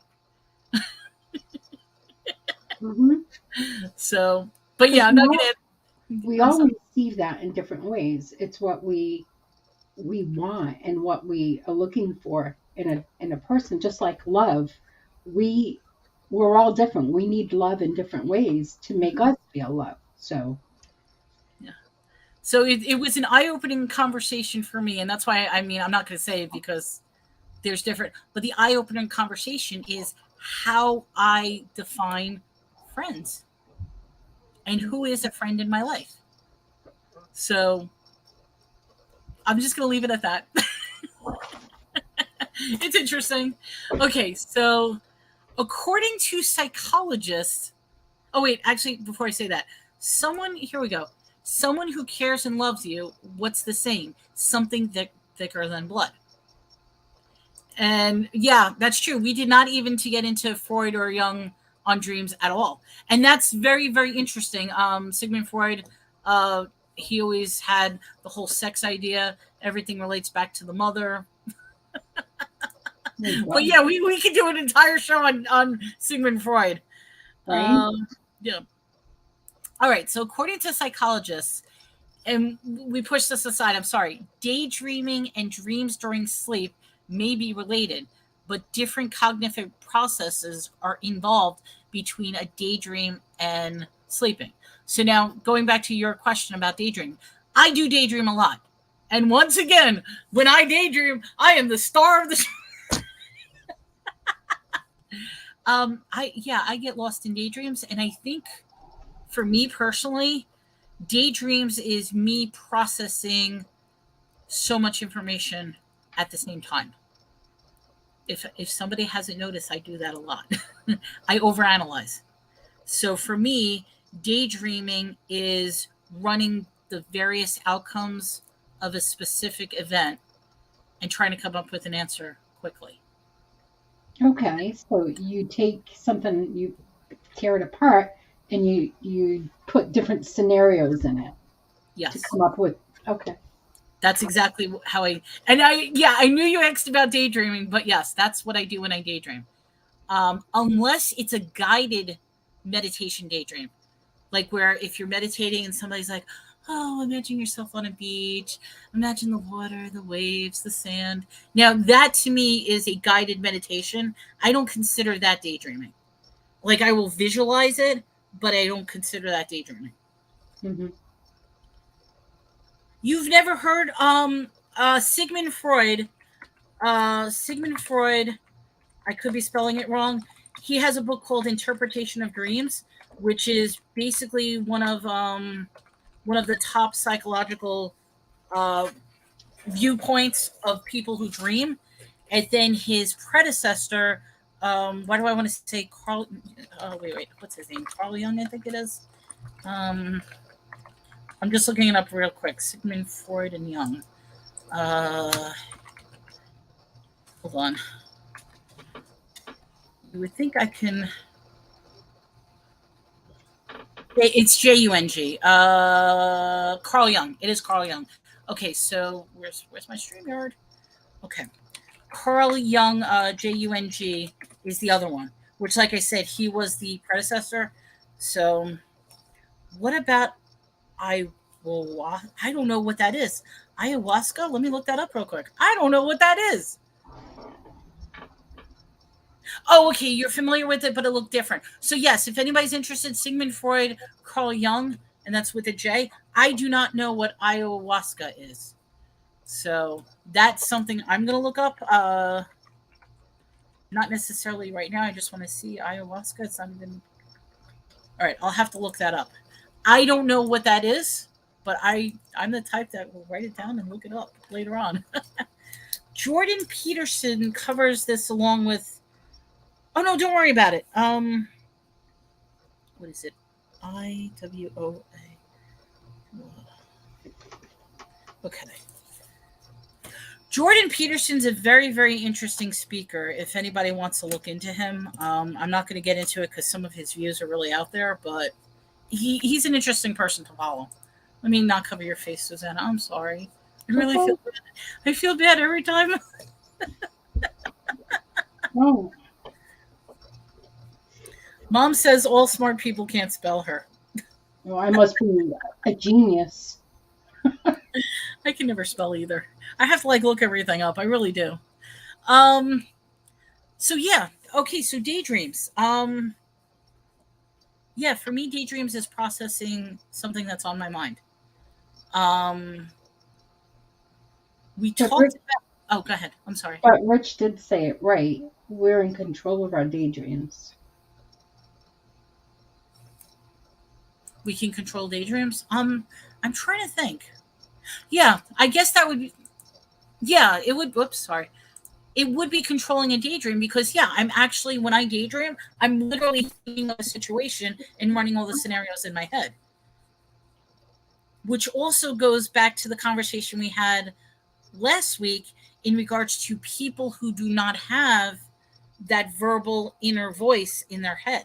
Mm-hmm.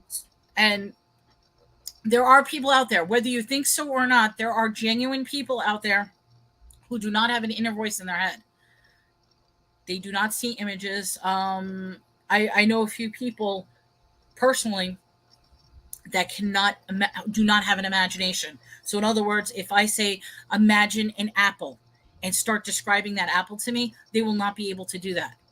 And I mean, each of us, if I say describe an apple, will probably describe apples differently. Some people may do the red apple with the stem, with the little leaf. Other people no, I see it already cut up in the little ready to eat. Other people will be like, oh no, I see a green apple or a different type of apple. So people will imagine things differently. My mom says smart people can't spell. You can cover her face when she smokes. And your subconscious do it during the night, not lucid dreaming. Yeah, daydreaming and lucid dreaming are very, very close together. Mm-hmm. Is it a drug that you can take that apparently you see visions all natural? Well, that's what they said about the vitamin B and the St. John worts. So yeah, that is a natural. No, I think what he's saying is that word that you wrote down. Because he said it's a drug that you can take. Okay. That's what that is. That's a drug. Okay, thanks. Because I've never heard of that. I don't know what that is. So I'll look into it. But all right. So we spoke about this already. It's just I wrote it a second time. Blind people will see in their dreams. Deaf people will communicate through images, words, colors, or sign language. They don't necessarily hear things. Deaf people, in their dreams, they won't actually hear, but their communications is either through words, images, colors, or signs, which is interesting because that contradicts the whole story earlier that says you cannot see words or read things in your dreams. But deaf people, that's how they communicate in their dreams because they're not actually hearing anything. They're visually seeing. If you were born blind, you do see normal. If you were born colorblind. So if anybody's colorblind and sees either the red, green, or they see things in muted tones, they say that you will see that in your dreams as well if you were born that way. But if you were born normal and you become colorblind after, you will still see your dreams in full vivid colors, even if you become colorblind. So that's an interesting little tidbit. Fact. A person born blind can see in their dreams. I'm talking about colorblind. Colorblindness. Yeah, we talked about blind people. And I forgot to put that in because I put it up top. Blind people will see in their dreams only if they were not born blind. So if they are blind born, they will not see in their dreams. But if they had vision and then lost their vision later on in life, they'll still see in their dreams. But if you believe in multiple lives, then you will have that knowledge of words and sights. Exactly. Yeah. So then you will be able to see it. which that brings a very, very interesting point, because there is that theory that your dreams are actually the portal to either your past lives, future lives, or different dimensions. And that's creepy. That could get into a creepy thing.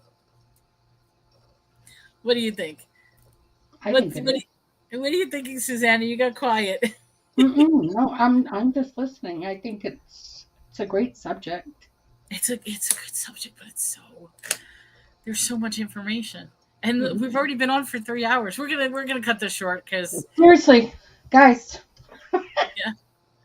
No, I am going to say we are going to cut this short because I think we do have to control it. I'm going to say a couple of things, and then we got to pick a subject for next week and bring my book out.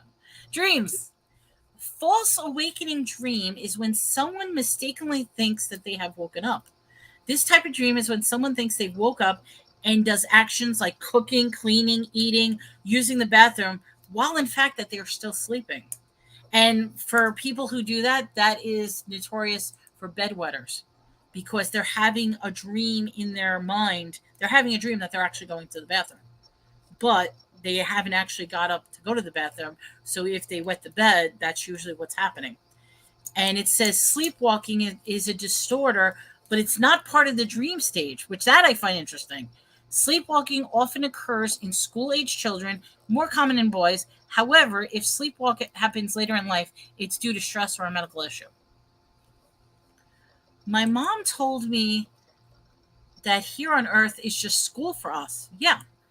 Yes. It's a learning experience to get to the next level, next level, phase. Next dimension. It's tying together. Do you notice how these shows are tying together? We're going back to like the same topics over and over again. That's what I believe. I'm not saying for anybody else, but that's what I believe. It's a life lesson that we're here to learn a lesson, and then we move on,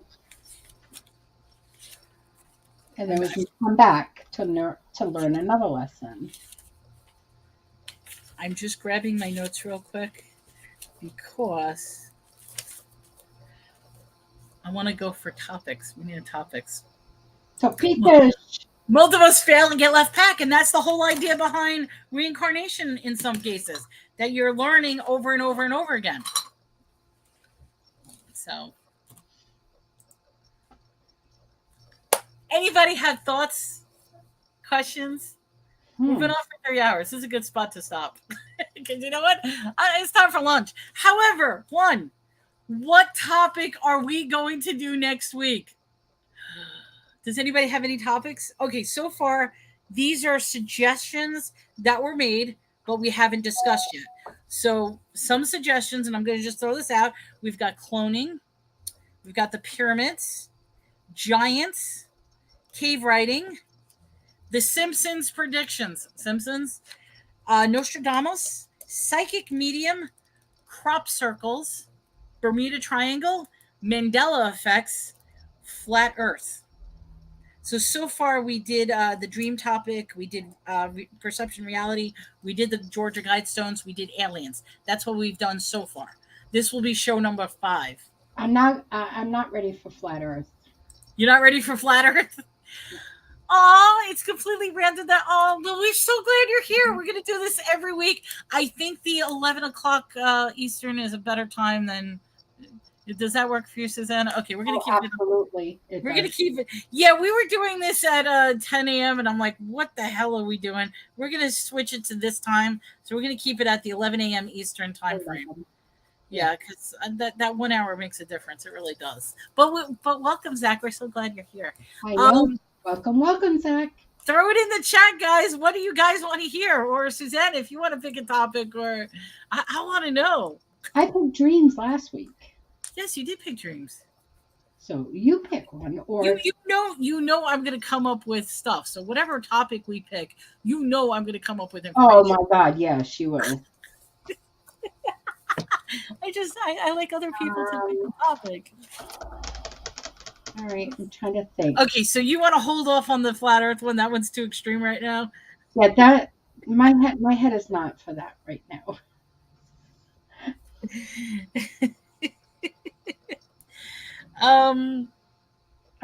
Topic: Will Apple be will Apple be out of the shower next week? Oh my God, yeah. You Apple, are my so baby. obsessed with Apple in the shower. Oh my goodness. That's why when you mentioned the Apple Watch, I thought he was talking about Apple. I'm like, Apple's still in the shower. She's gone.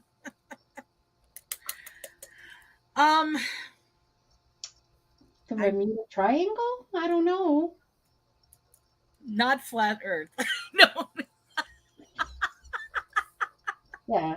See, Okay. I will say this. We're not doing flat Earth next week. We are definitely at some point going to do flat Earth. Okay, at some point. Susanna's not ready for that one yet. We'll keep that. But at some point later on, you guys are going to be like, Melanie, what the hell is wrong with you? Zach, you have a good suggestion. Let's hear it. Oh, that's the one right there, too. Zach, what is your suggestion? Yes, yeah, throw it out there. Because like I said, this is what we've written down from previous suggestions.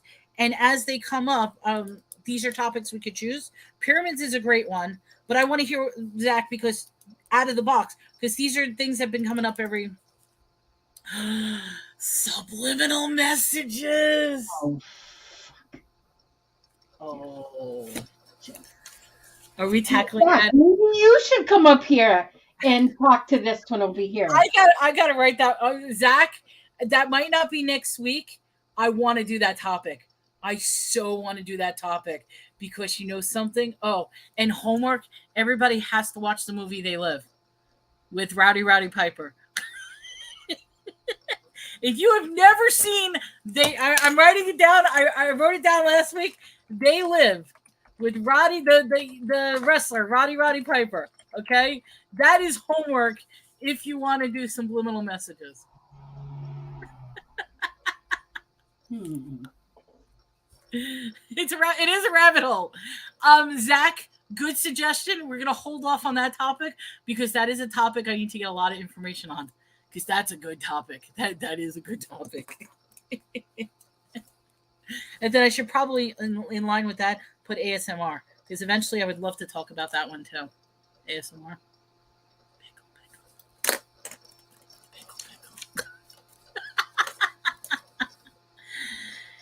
I'll pass on that movie. Why don't you ever watch movies?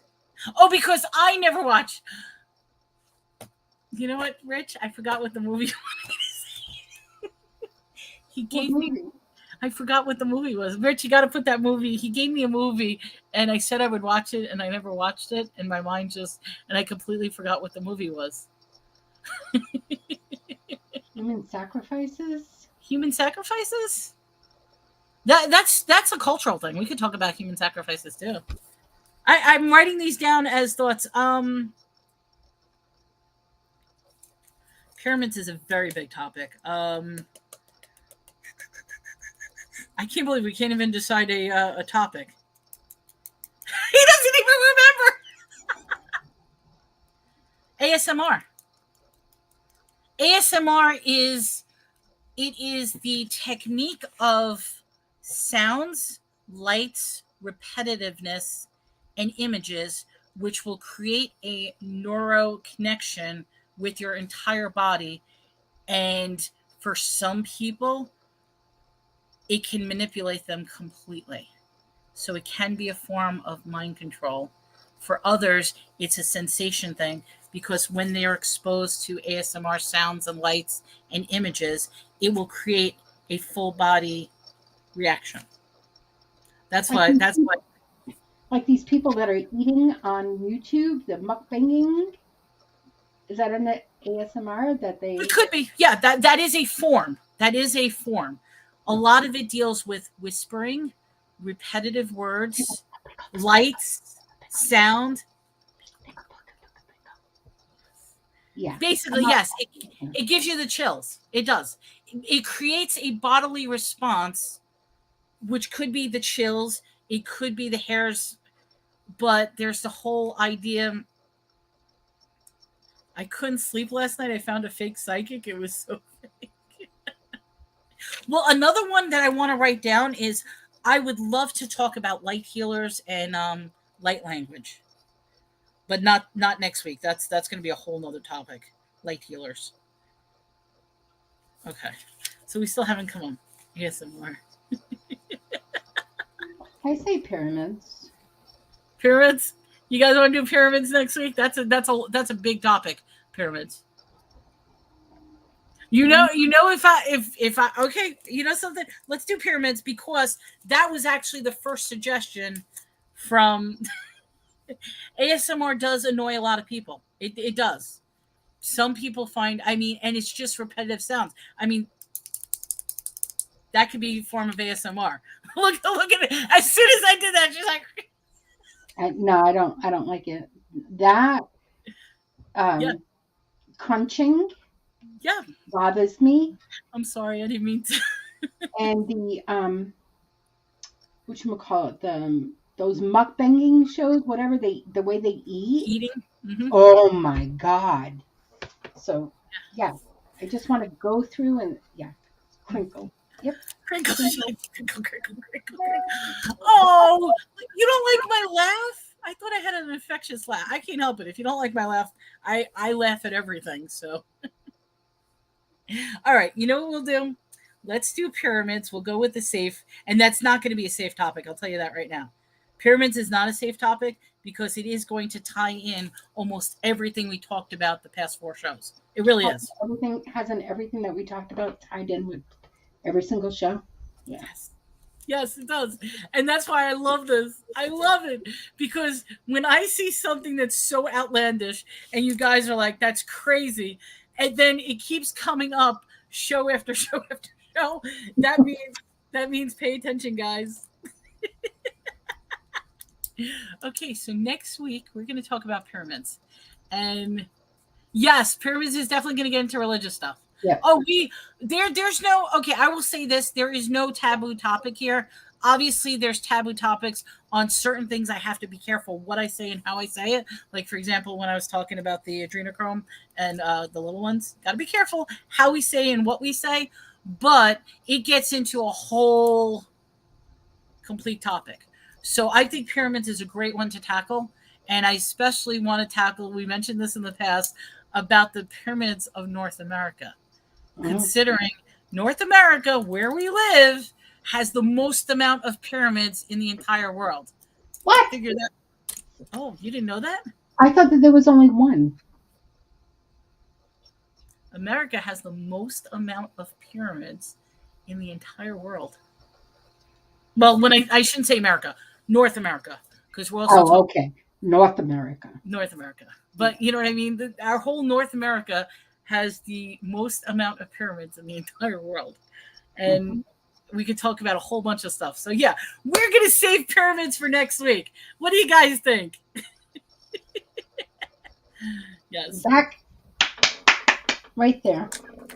Spirit Junkie's like divergence.